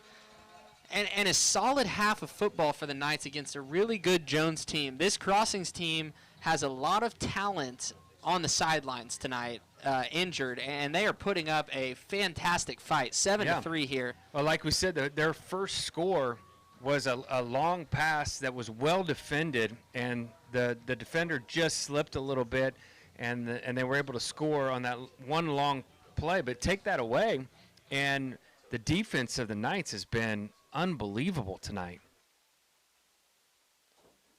Yeah, the Knights truly putting together an inspiring effort here. 7-3, 30 seconds left in this first half. And I want to give you credit to the offensive coaches here for the Knights, because the first series was rough. and they've really come back and moved the ball pretty well. They've 2 field goals. They were in another position to be in field goal position. They decided to go for it, but they're getting more creative. They're working plays that work for them. They're mixing it up well and doing a good job.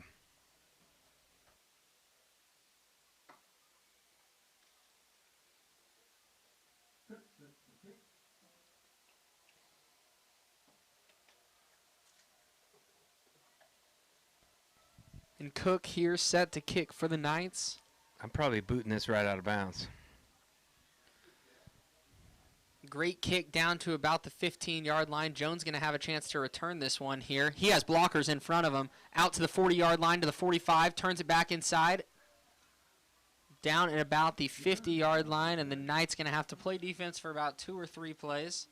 And solid recovery there on that that kickoff. It looked like he could have been dangerous.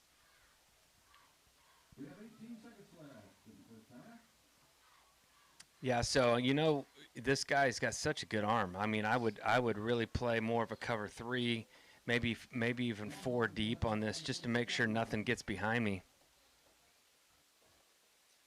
Yeah, Clayton Creasy really has a cannon for an arm. We've seen some strong passes downfield tonight.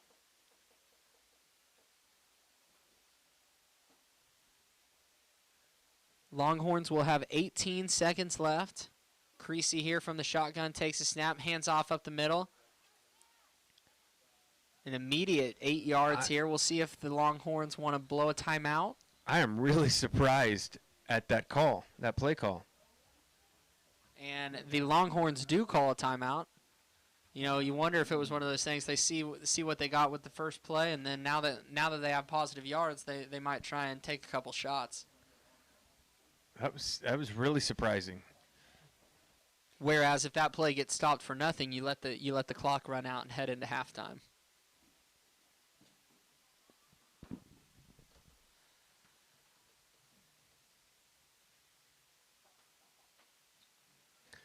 .8 seconds left.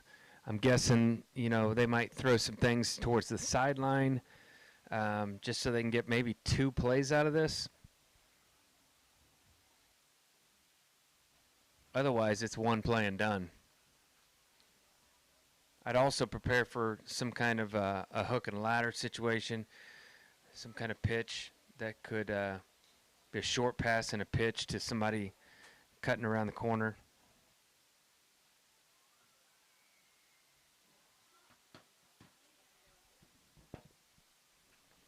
Ten seconds left here. Creaser back out onto the field.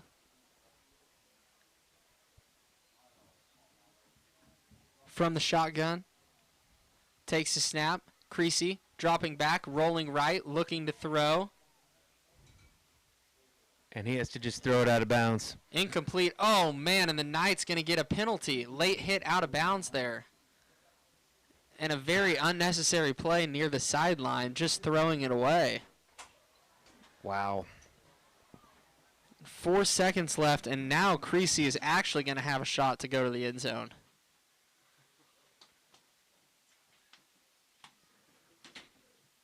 Knights going to have to transition to more of a prevent defense, you would think. With second down. I tell you, I just watched that playback, and that was very weak. I mean, he was still had the ball in his hand by the time he had his hands on him, pushing him down, pushing him out of bounds. So that was a little weak. Chains moving, and Jones going to have one more shot at the end zone here with 3.9 seconds, assuming they don't kick this. Knights have 4 deep. Just make sure nothing gets behind you here. Creasy here from the shotgun. He takes the snap, fumbles the snap at about the 40-yard line. Creasy passes it to about the 10-yard line. Jones down to the 5, tackled, and that will be the end of the first half. Knights keep the Longhorns out of the end zone and complete the successful first half. And Knights hanging around. Plenty of key playmakers out for the Knights, who are putting together an inspiring homecoming effort. right in it with the Jones Longhorns 7-3 at half, thanks to a strong defensive performance all around for the Knights. Very impressive. And we'll see if they can keep this thing going in the second half. Again, this is Ross Lovelace on the play-by-play call tonight. Jones leading 7-3 in this first half of play. Make sure you stay tuned in to second half of action live here on CrossingSchool.tv.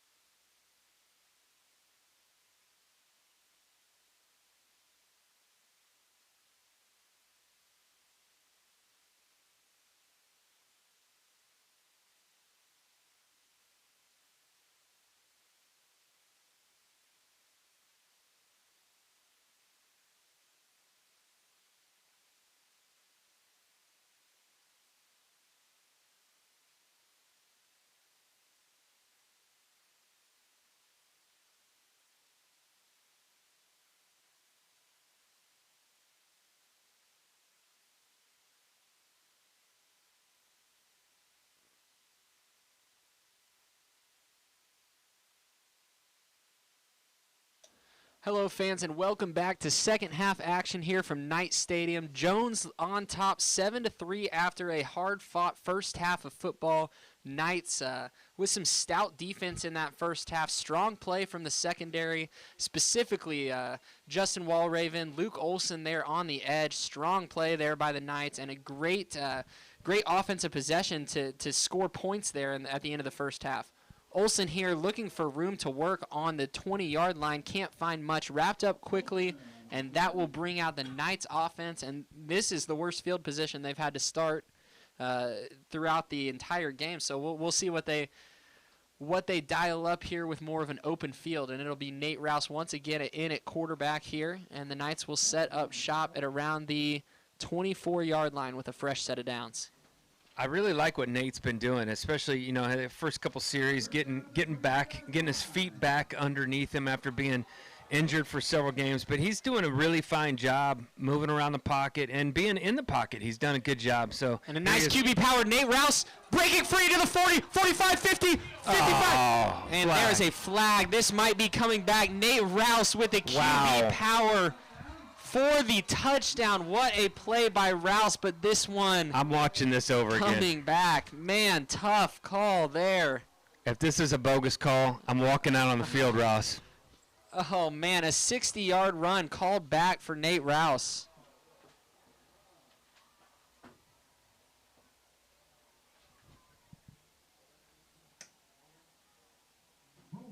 That was a terrible call.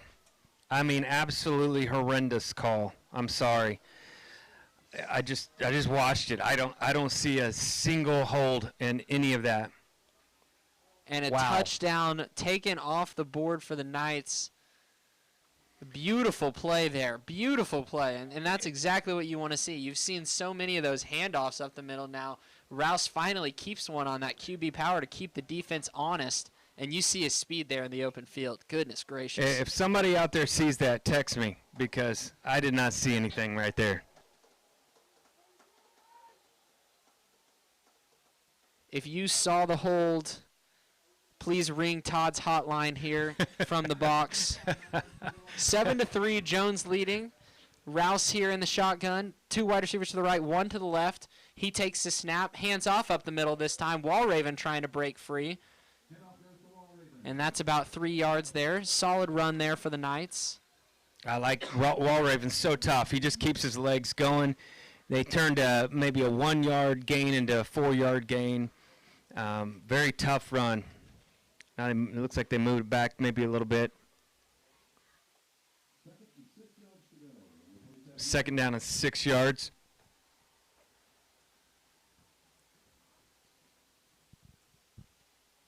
Two to the right, 1 to the left. Walraven still in at running back here with Rouse. Rouse takes the snap, fakes the handoff, wants to go across the middle. He does, and it's caught. And that is Luke Olson on the catch there. And that is exactly what you want to see if you are the Knights. Great call there by the coaches. That fake handoff across the middle. Luke Olson, it's going to be hard to find a lot of DBs to stay with him step for step across the middle there. Yeah, what a throw again by Nate Rouse. They got him in the pocket, so the offensive line is doing a great job, giving just enough time, and I mean just enough time to get that ball off, let the wide receiver get open, and really, really nice throw by Nate Rouse, staying in the pocket, just waiting. Rouse here takes a snap, hands off up the middle, stuffed there. Looks like he did get near the line of scrimmage. It's just going to be a loss of 1 there for Walraven.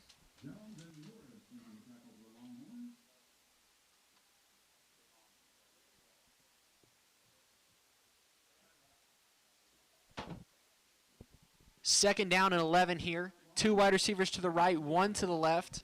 Nate Rouse still in at quarterback here. Fantastic game so far for the junior. He takes the snap, dropping back to pass, rolling. Rouse from the pocket. He's going to try and run, and a strong run there by Rouse. Gets about 5 or 6 there, and Rouse is so effective when he uses his legs. Yeah, very heads up there. I mean, nothing's opened up early. The pocket's collapsing, and he has the ability to take off. He's got really quick feet. and can really pick up the speed quickly. So he gets 4 or 5 yards out of nothing, really, right there. Yeah. And that was a 2-yard loss the play before, so he actually got, around 6 yards there. Strong run by Rouse. Set up 3rd down and 6 here. Rouse takes the snap, going to hand off up the middle to Walraven, and Walraven runs into a wall. That's a tough call right there. I think you got a whole right side of the field there to work with. I probably got some speed out on the side and see if you could get something a little bit more than that. But brings up 4th down. And the one time that we've seen Rouse keep the ball on that read option, it's gone for a touchdown. And any other time during the game, he's used his legs. He's been very, very effective. So, you want to see Rouse start keeping some of these handoffs and really utilize his legs there. Almost a blocked punt there, just gets it off, and this one's going to sail out of bounds. Again, not a good punt there for the Knights. That's not as bad as I thought it was, though. It looks like it's on the 35-yard line. About 19 yards on the punt. It could have been worse. It almost got blocked, honestly. Jones will have the ball here on the 35-yard line. Knights defense back out onto the field.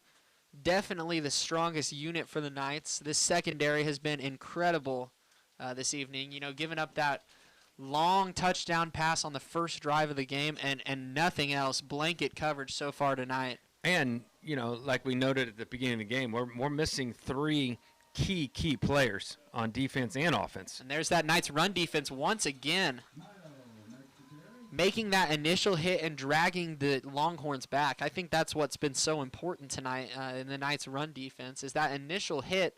The Knights are swarming to him and bringing him down from there. The pile is not dragging forward. The Longhorns, who are definitely bigger up front, are not able to move the pile forward, and that's huge for the Knights. Yeah, it's Preston Mahan, Blake Meek, two very skilled and large seniors doing their job on that side of the field. And Benton McKim, too, off the edge, really forcing everything back inside. Really impressive job.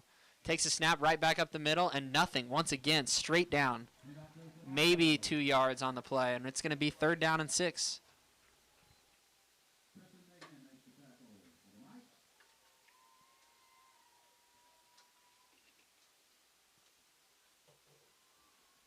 Third down and 6 here. 3rd down and 5, rather. Big play for the Knights defense. Yeah, two straight Jones runs. Are you a little surprised by that? I am, especially they have not thrown that halfback swing pass since the first few drives of the game where they were having so much success. Takes the snap, hands off on the edge, and he is brought down just short. Knights stop him short of the line to gain. I believe that was Blake Meek in there. And the Longhorns going to have a decision. And they bring it back just a little bit. So it's a yard and They're a little going bit. for it. Yeah. They're going. I don't blame them here at the 45-yard line. I don't know that they've been stuffed on a 4th and short or 3rd and short tonight. They didn't get that 4th down and 4 on the 3rd or 4th possession of the ball game, but nothing like this on the line of scrimmage. Takes a snap, hands off up the middle, and he got it. Yeah, good for about 3 or 4 yards there. Looked like he was tripped immediately, but just had too much momentum carrying him forward across the line there. Fresh set of downs now. Yeah, that was a good call by Jones on that 4th and short. I would have done the same thing right there.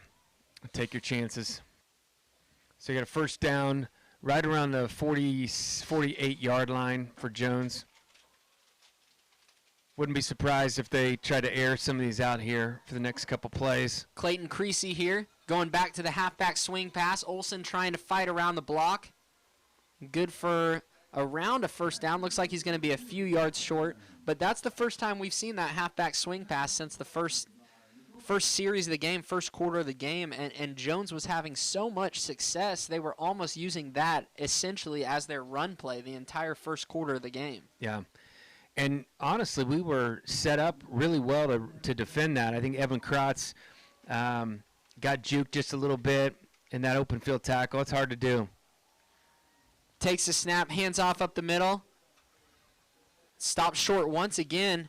Benton McKim was in the backfield, and if you watch him, ladies and gentlemen, off the edge, he is he is the first one in the backfield almost every time. And it's not because he's bull rushing. It's not because of his strength.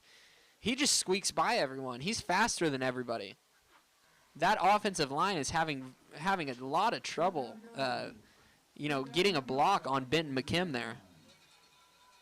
3rd down and 1 here. Power package in the game for the Longhorns. Knights matching it. Takes a snap, hands off up the middle, tries to bounce it to the outside. Looks like we're going to get a hold on the play. Yeah. I'm not sure if that was a hold. It looked like a decent block, but he did call hold on the end, so we will take that. There's been some phantom holding calls in this game, and some holding calls that have gone uncalled as well. Well, at the beginning of the game, I wasn't sure if they were going to throw a flag. They had three big misses at the very beginning of this game, and then now they're calling it pretty well on both sides. But it's tough to call holding in high school football, any football level, but especially high school. You could probably call it on every play. 3rd down and 15 here. Huge down for the Knights.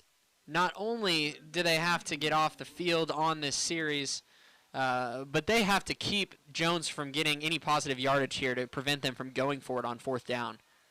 Dropping back, wanting to go deep across the middle. Oh, and he's got him. Got him near the sticks. He's going to be short of the line to gain, but the Longhorns will almost certainly go for this one. I like the defense on that. They played a little bit more safe on that one.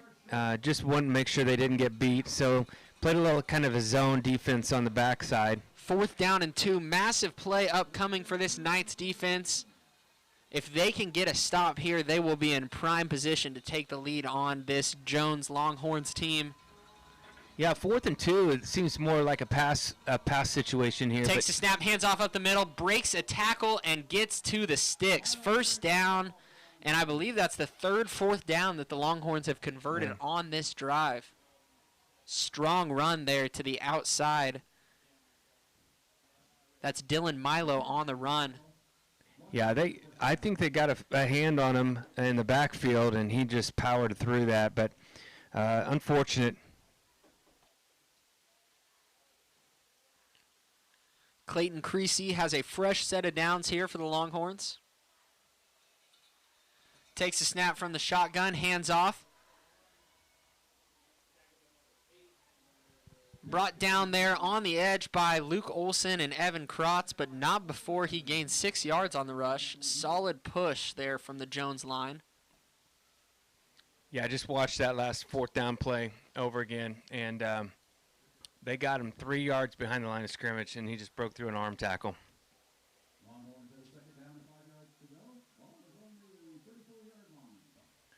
2nd down, about 5 yards to go.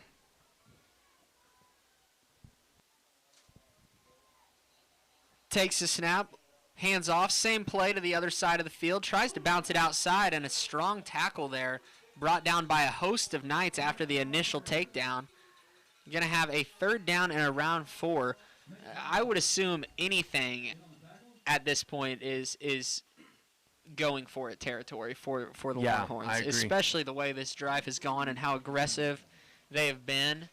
I would imagine they opt to go for it in any situation here. Nice tackle by Peyton Brady there. Yeah, and Rouse was in on that one too with the initial hit. Yeah.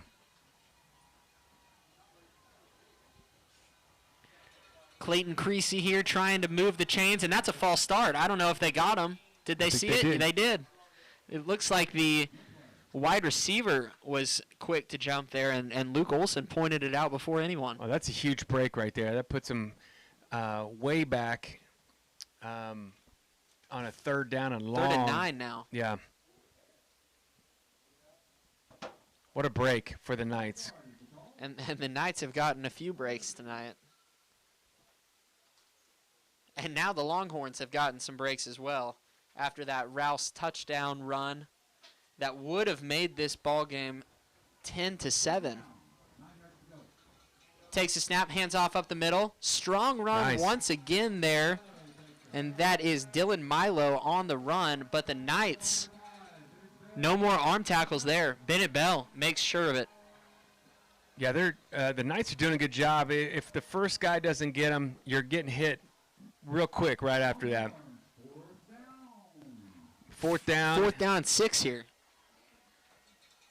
Are you expecting a pass here or another run? 4th down and 7, it looks like, actually. I'm going to go with a pass here. I would think so.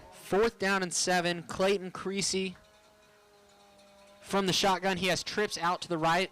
Knights look like they're bringing an extra rusher off the edge, and they are. Got They him. got to him. They got to Yes. him.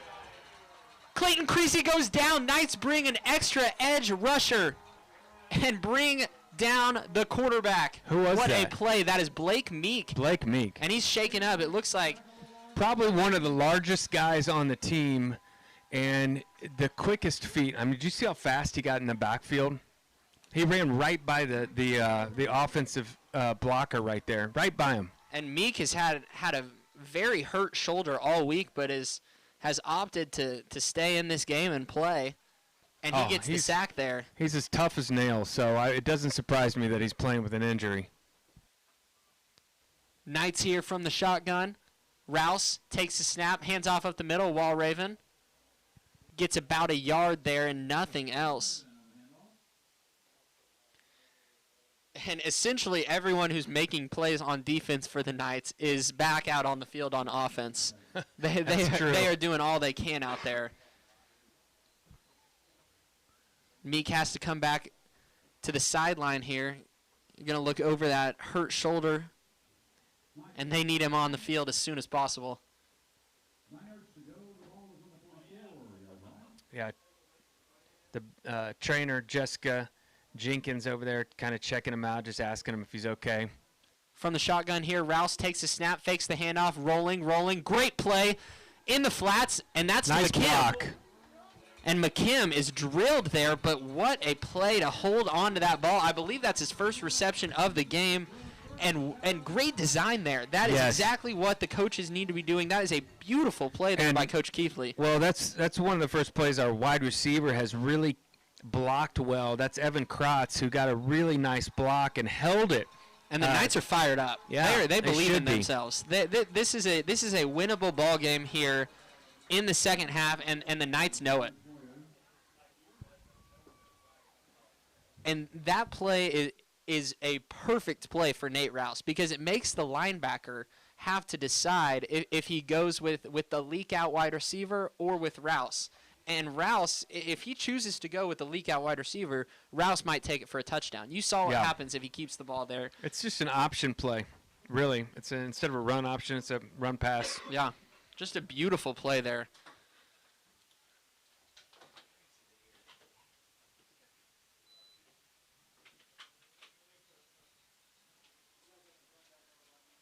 First down and 10, fresh set of downs for this Knights offense. And they're humming. They're moving the ball. This is one of the best, one of the most in-rhythm drives I've seen this season.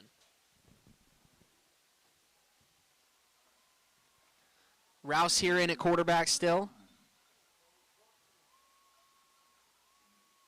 Takes a snap from the shotgun, hands off up the middle.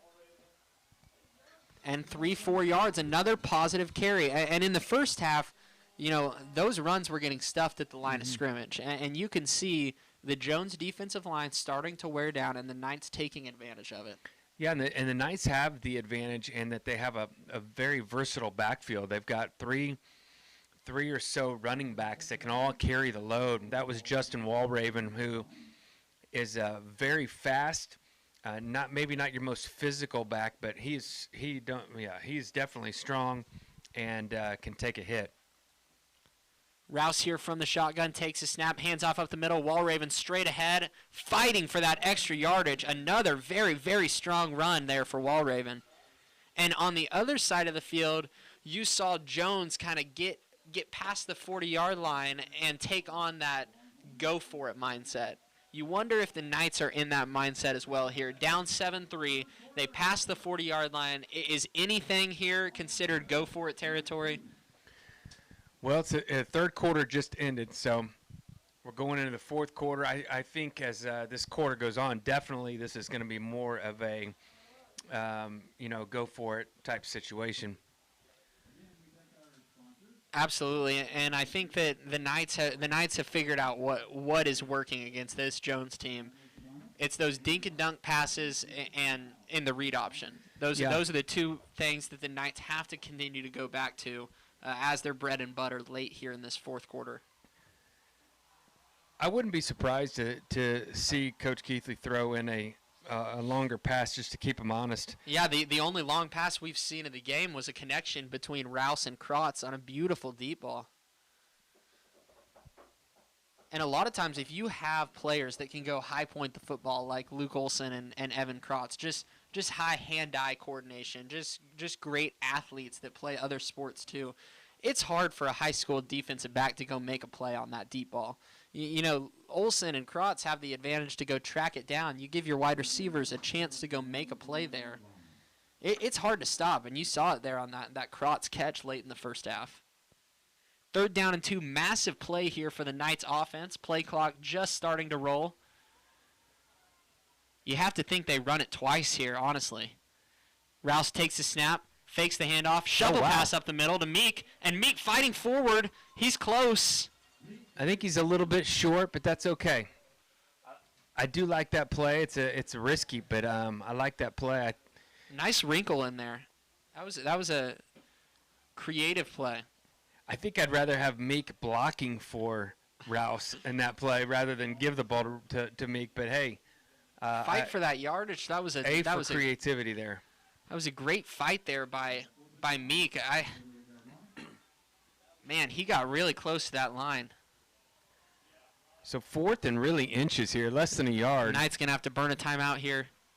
Play clock dwindles down to 0 as the Knights call a timeout. 11:33 left. Crossings 4th down and 1 in Jones territory. 7-3. Knights need points here. Yeah, so it's 11 minutes 33 seconds left here in the fourth quarter. Sorry, fourth quarter now. So 11:33 left in this game.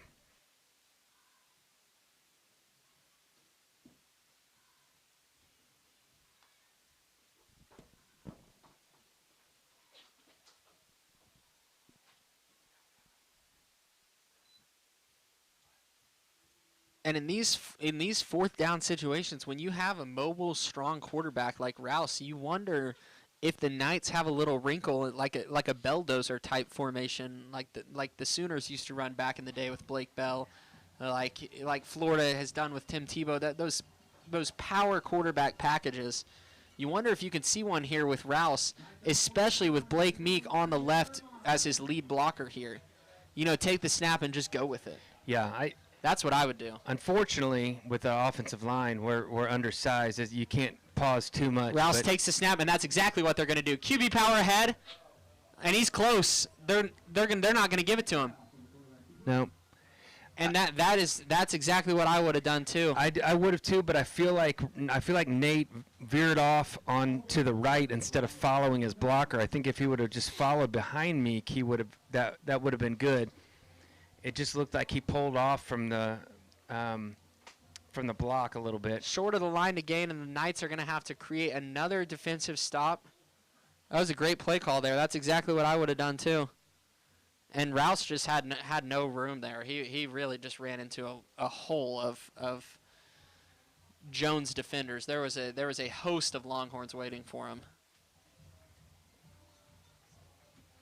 Yeah, I just watched it over again. It looked like Blake actually picked an inside guy to block. I don't know that guy would have had a chance on Rouse. So I don't know. I wish Blake would have actually popped out and blocked the outside guy, which is where Rouse ended up going. Creasy here with a fresh set of downs, takes a snap, hand off to the outside of the field, tries to cut back in with a nice spin move, 1st down. That was a pretty move. Yeah, once again, we had him in the backfield. They had him tripped up, and he just broke loose. Fresh set of downs here for Creasy.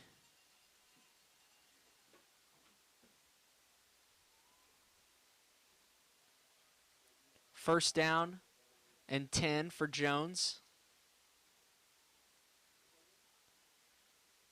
11:21 left in the ball game here.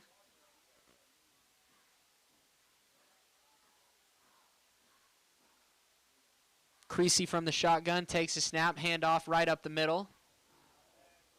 And Jones just getting 8 yards a pop here. Yeah, again, got an arm on him at no gain and just broke right through that arm tackle.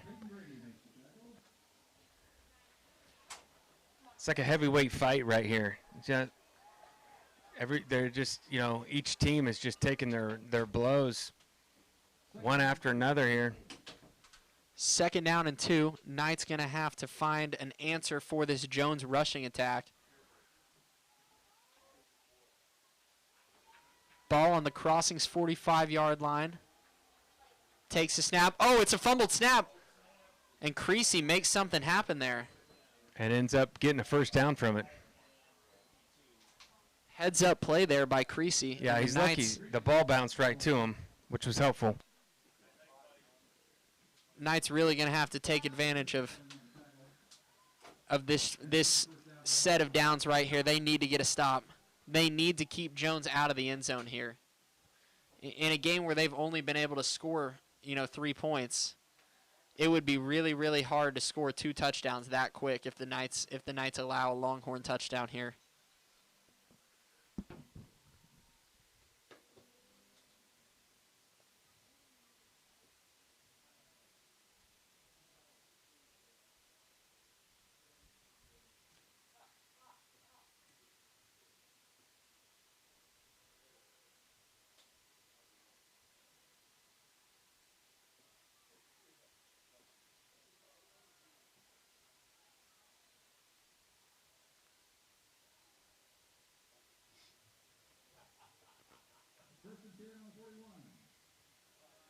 Creasy with a fresh set of downs here from the Crossings 41. Takes a snap, going to hand off right up the middle once again.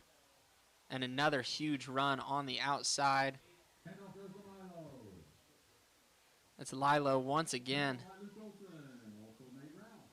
Dylan Milo has had a fantastic game for the Longhorns when they do opt to hand the ball off. After that first quarter, we didn't know how much of the running back we would see tonight for Jones.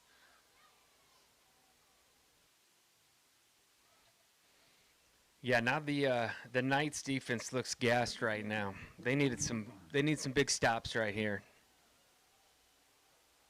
From the shotgun here, Creasy takes a snap, hands off. He's got plenty of green grass working ahead of him. Good for about 5-6 yards there on the edge. There's Nate Rouse in on the tackle there.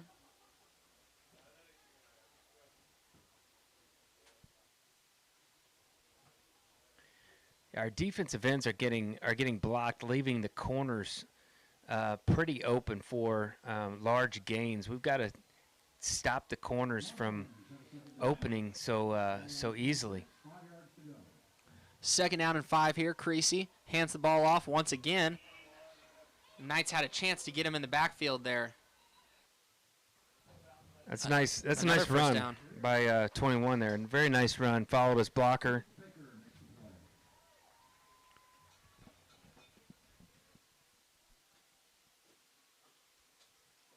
It's going to be 3rd down and 1 here.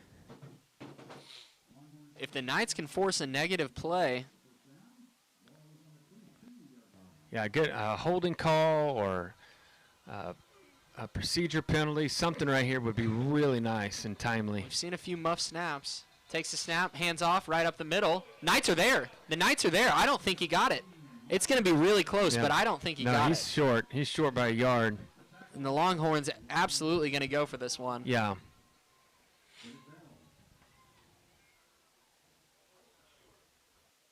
Fourth down, Knights defense stood him up. Hey, Jones is going to take a timeout here and think about this play. It's a big play. 8 minutes, 34 seconds left in this game. 8:34 left. Longhorns lead the Knights 7-3 as Jones with a big 4th down decision coming up. 4th and 1 from the 22. And we'll see what they end up doing when we come back from this break in action.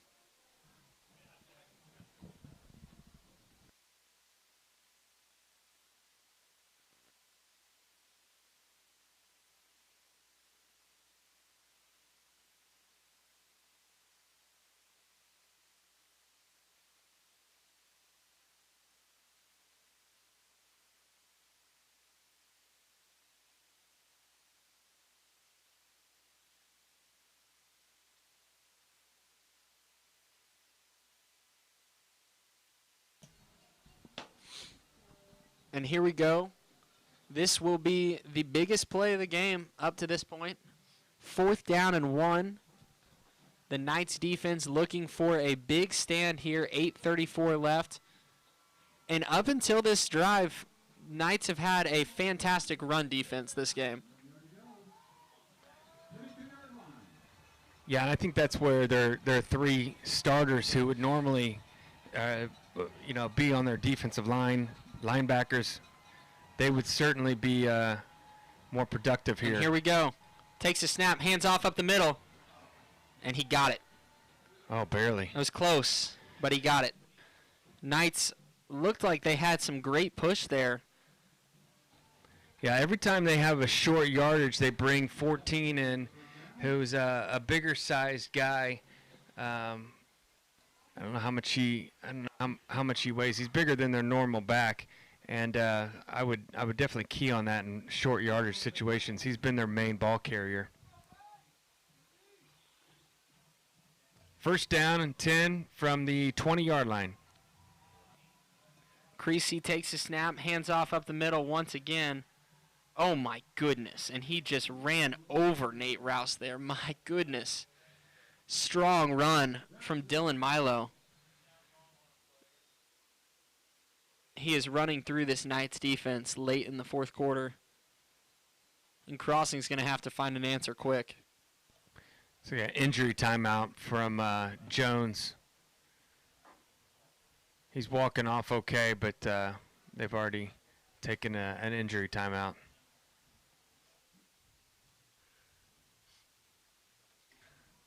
This is a big stop. We need the Knights are going to have to pull something together here, keep them out of the end zone. Even if they, I don't know what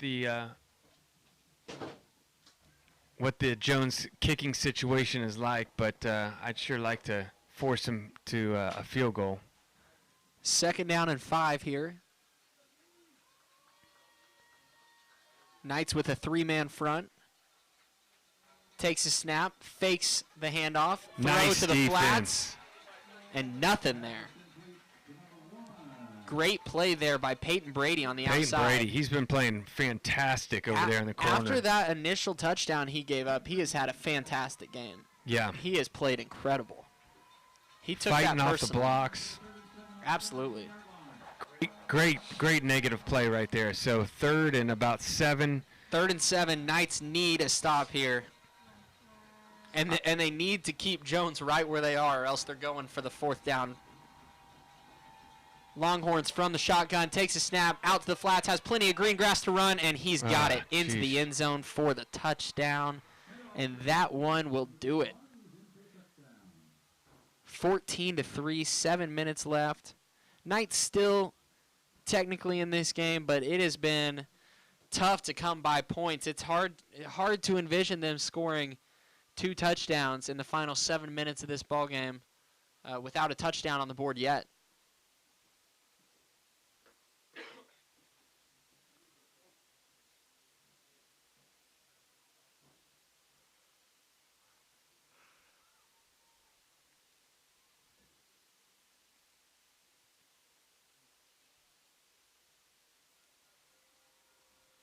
The extra point is up and good for the Longhorns,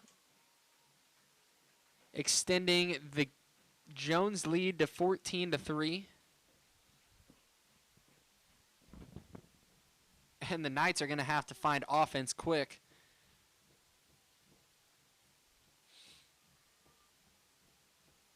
And personally, after watching them have success with that lone deep ball in the first half, I'd air it out here.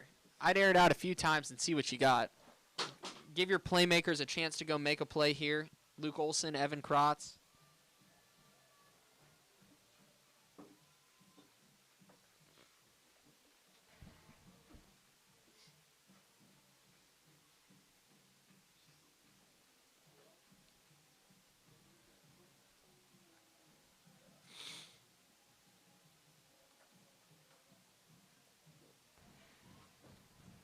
Longhorns set to kick off here.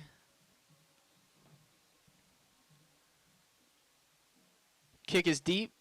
at around the 15-yard line, returned by Olson. Olson looking for room to work and is brought down around the 30-yard line. Not a bad return there.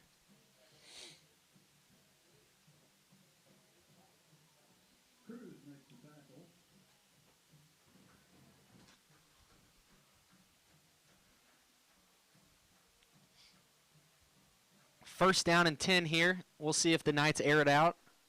7:11 left. Not totally out of this one, but they'll have to score quick.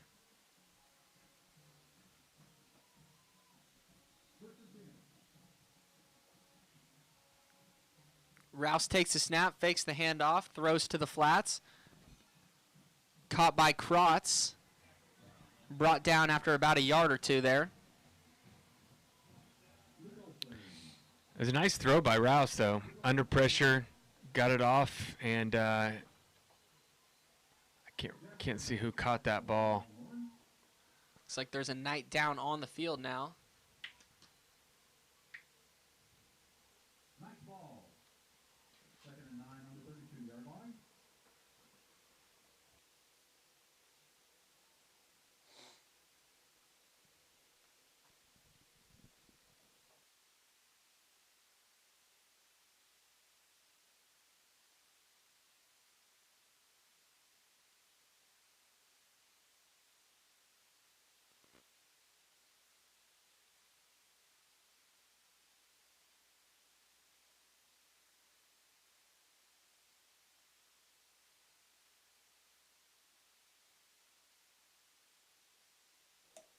Second down and 9 here for the Crossings offense. 6:57 left.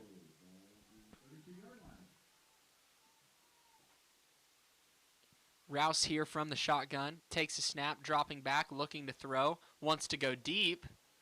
Trying to find Baker. And a great play there by the Jones defensive back. Gave Baker a chance to go make a play there. Yeah, he did, and the defender from Jones played that very well. Just was patient, timed it, and just blocked it down. That was more of a jump ball than a streak there. Well, they need a first down here, so they're looking at a couple plays. They need to figure out how to get 10 yards here. Third down and 9. Rouse back to pass, looking to throw across the middle. Does. And that one is going to be intercepted, I believe, unless they say it hit the ground. I don't think the refs have any idea what they're about to call here. They have no clue what just happened. They're discussing it, but I don't think anybody saw that play. Incomplete. They called it incomplete. And the Longhorns going to have to fight for one more down here. I believe 4th down and 9. The Knights are going to punt this one away. Hope for a quick stop.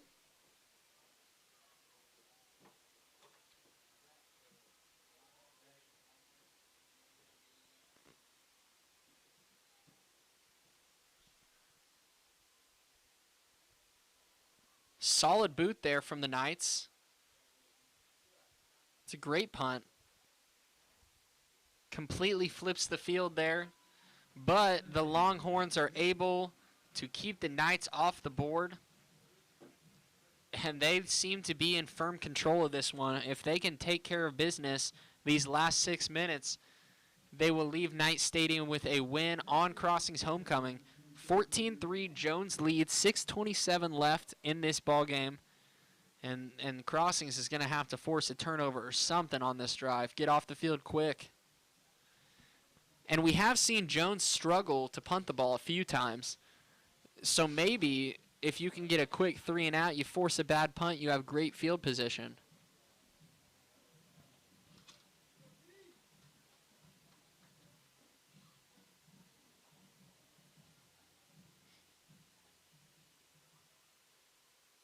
Creasy here, hands the ball off. Knights are there in the backfield. Fantastic play. I would anticipate a lot of run on this offensive possession here to run this clock down. Even though their game is clearly more effective passing the ball.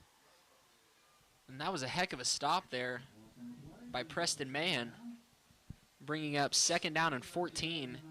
4-yard loss, almost like a sack there from Mahan. Creasy now deep in the shotgun. He takes the snap, going to hand off up the middle once again, and the Knights are there. That quick 3 and out is exactly what we were talking about. If they can get off the field here, maybe with the help of a bad punt, they're going to have a chance to score quick. Still over 5 minutes left. This one's not completely over. And I think when they get the ball back, instead of, long shots that they're obviously Jones is defending deep. I think you're looking at more underneath stuff, 10, 15-yard passes that near the sideline or,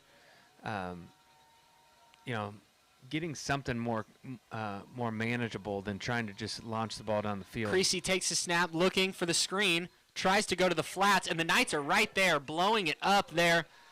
It'll be a 4th down. Clock now dwindling under 5 minutes. 4:52, 4:51, and the Jones punt team out onto the field. Knights going to have to put together a quick score to have a chance here. And remember, they did burn a timeout there in the 3rd quarter, so the Knights have just 2 timeouts remaining.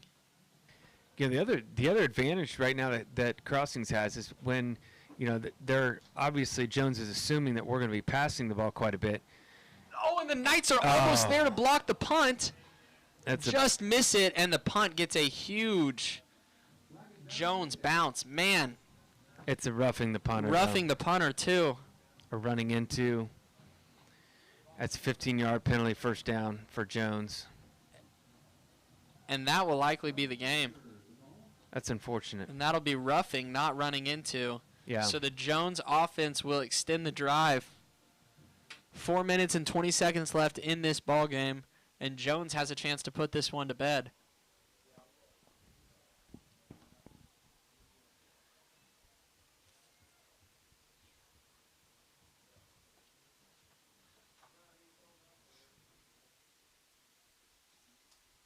And he sold out for the block.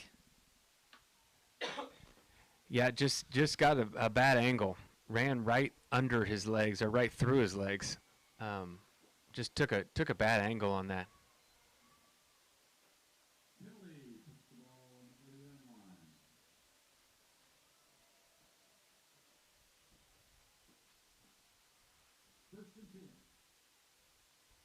Fresh set of downs for the Longhorns.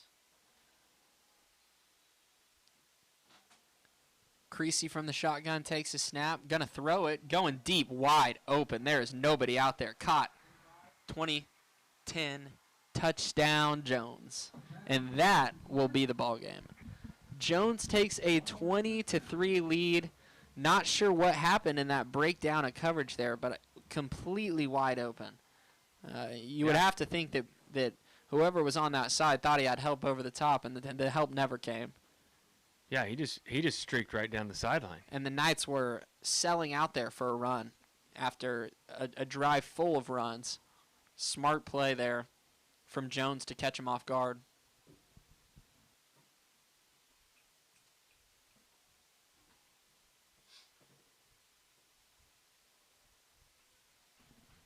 Extra point no good there for Jones.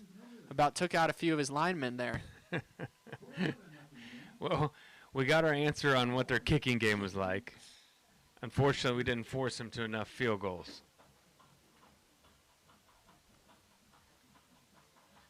Well, it's 20-3, but it sure has been a lot closer than that.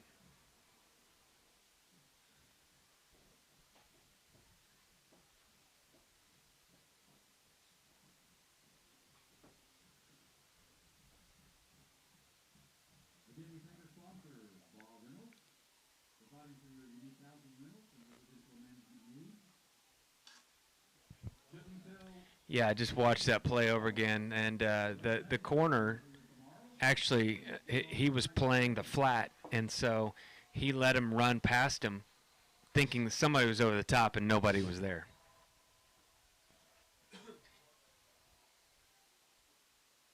Short kick here for the Longhorns. fielded and brought down immediately at the 30-yard line. And Crossings offense will try and get something going here in the final 4 minutes of this ball game. Down 20-3.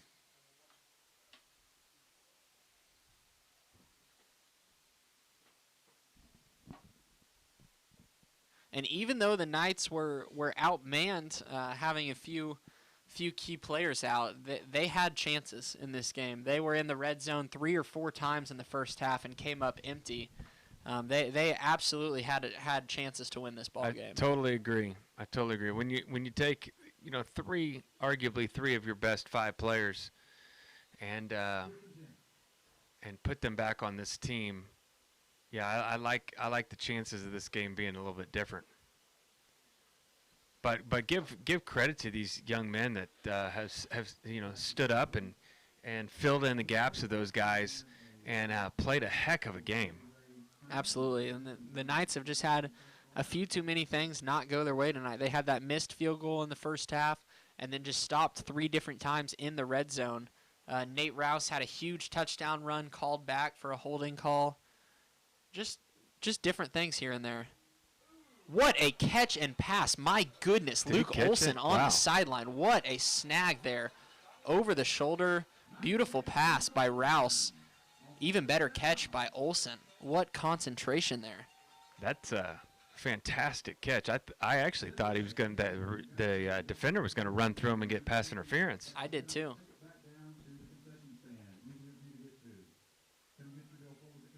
Takes a snap here. Rouse rolling to his left, looking to throw. He does across the middle. Oh, that's pass He's been interference. pushed over. And they're not going to call it. No call. Wow. He was watching it. Wow. He just got completely shoved in the back before the ball even got there. Wow, the ref has got a date to get to tonight or something. He's like, let's get this game over with, boys. Golden Corral still open.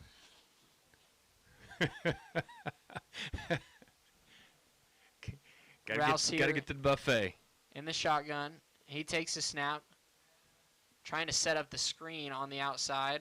Makes a man miss, Bennett Baker, and he'll turn the ball upfield out to the 30-yard line. Baker has an opening. Nice play there by Bennett Baker. It looked like he was tackled in the backfield. Well, a lineman was right next to him, but there wasn't a chance he was going to catch up with him. Great move.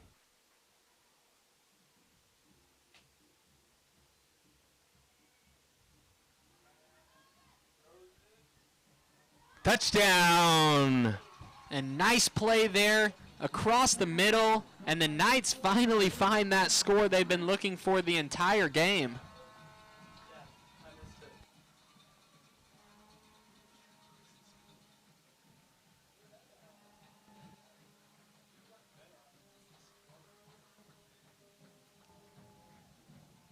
And that was Rouse's second deep ball of the game, one to Krotz, and that one good for a touchdown.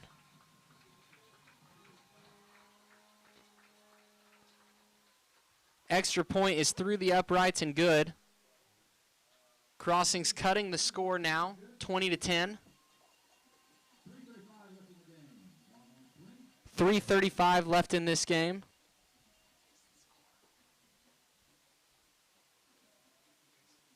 And the Knights going to have to experiment with some sort of onside kick here.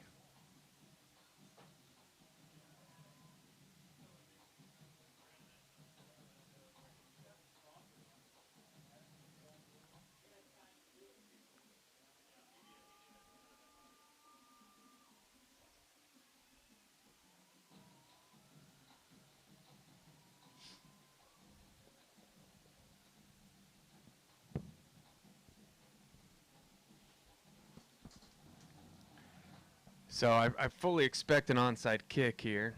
What are the chances they can recover this? Yeah, we'll see. It looks like the Jones Hands team is out there.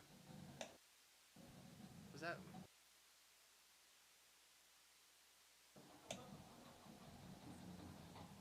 On the kickoff here, the Knights. Cook here.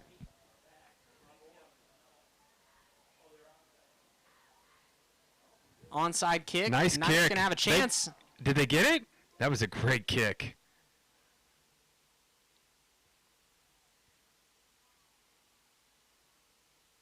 It looks like Jones probably And has the it. Longhorns do have this ball, and that is probably going to Man. be it. But that was a really nice executed onside kick right there. Absolutely.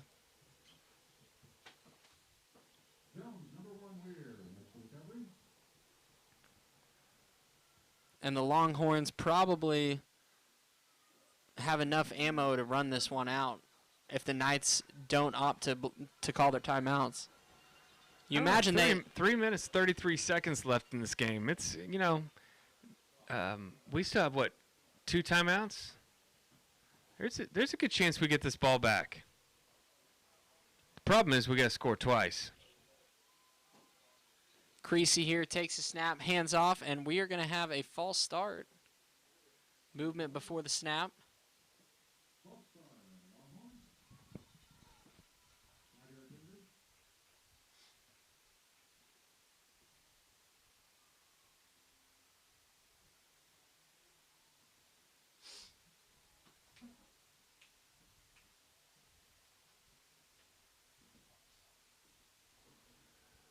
So once again, Jones false start, starts off first down and 15 from about the 43-yard line.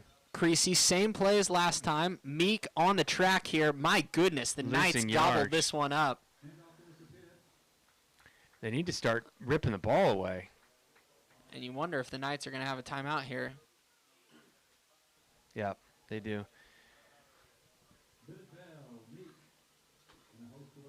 Yeah, at this point in the game, like I said, they just got to stand them up and start ripping the ball out. See if they can get a fumble. It's going to be second down and about 20 here. It says 24.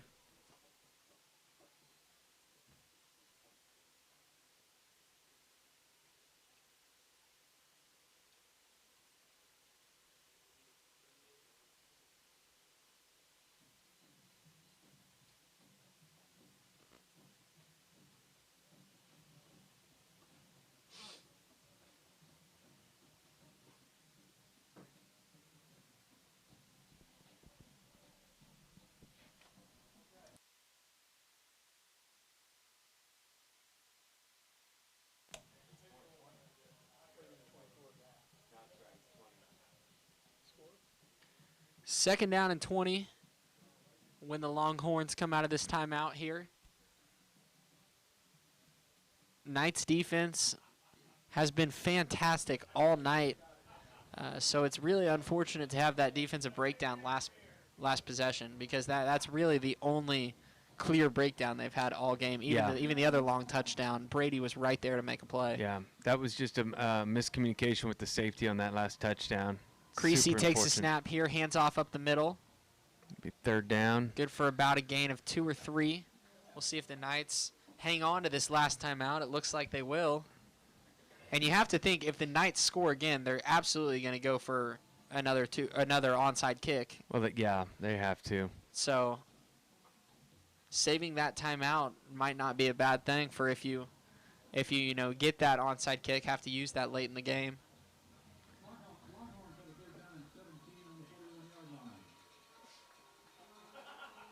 Jones is going to make sure to take their time on this one as the clock is down to 2.5 minutes. From the shotgun here, Creasy takes a snap, hands off up the middle. And he's brought down. Knights going to use their final timeout. 2:28 left. Knights going to get the ball back here, and they're going to have to score twice in 2:28. And you also have to start thinking about, if the Knights get anywhere near field goal range, you might want to just kick the field goal so that you can have a chance at an onside kick. Make it a one-possession game right off the rip.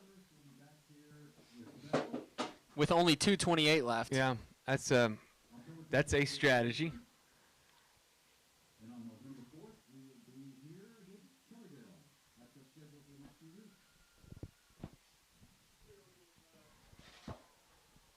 Well, a touchdown would be nice. The Knights do, like I said, only need some sort of points here to get the ball back with a chance to tie. Yeah, got to get points. And the option of that onside kick always looming. Knights have two dangerous return men back in Olsen and Rouse, who I'm sure they would love to see get a chance here. Wobbly punt, and this one goes out of bounds pretty immediately. About a 15-yard punt there.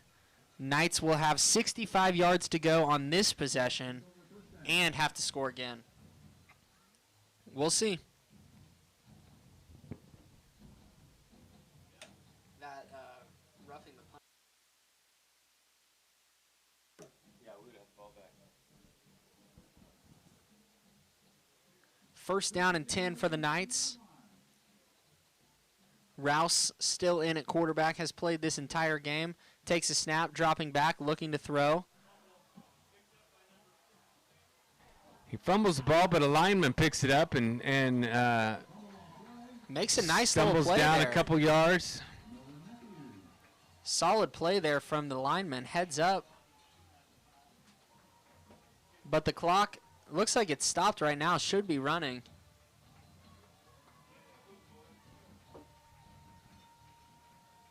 Rouse here, trying to hurry up the offense here. Clock under 2 minutes now.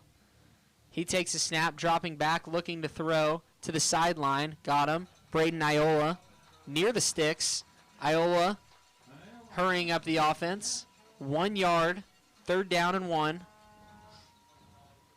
1 minute, 45 seconds left. Knights need something quick. Rouse calling out the play here from the shotgun. He's going to take the snap, dropping back, rolling left, looking to throw to the flats. Caught, out of bounds. Very nice play.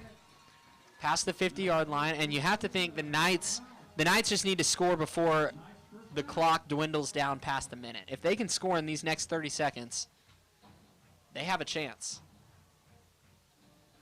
Knights down by 10 here, a minute 30 left.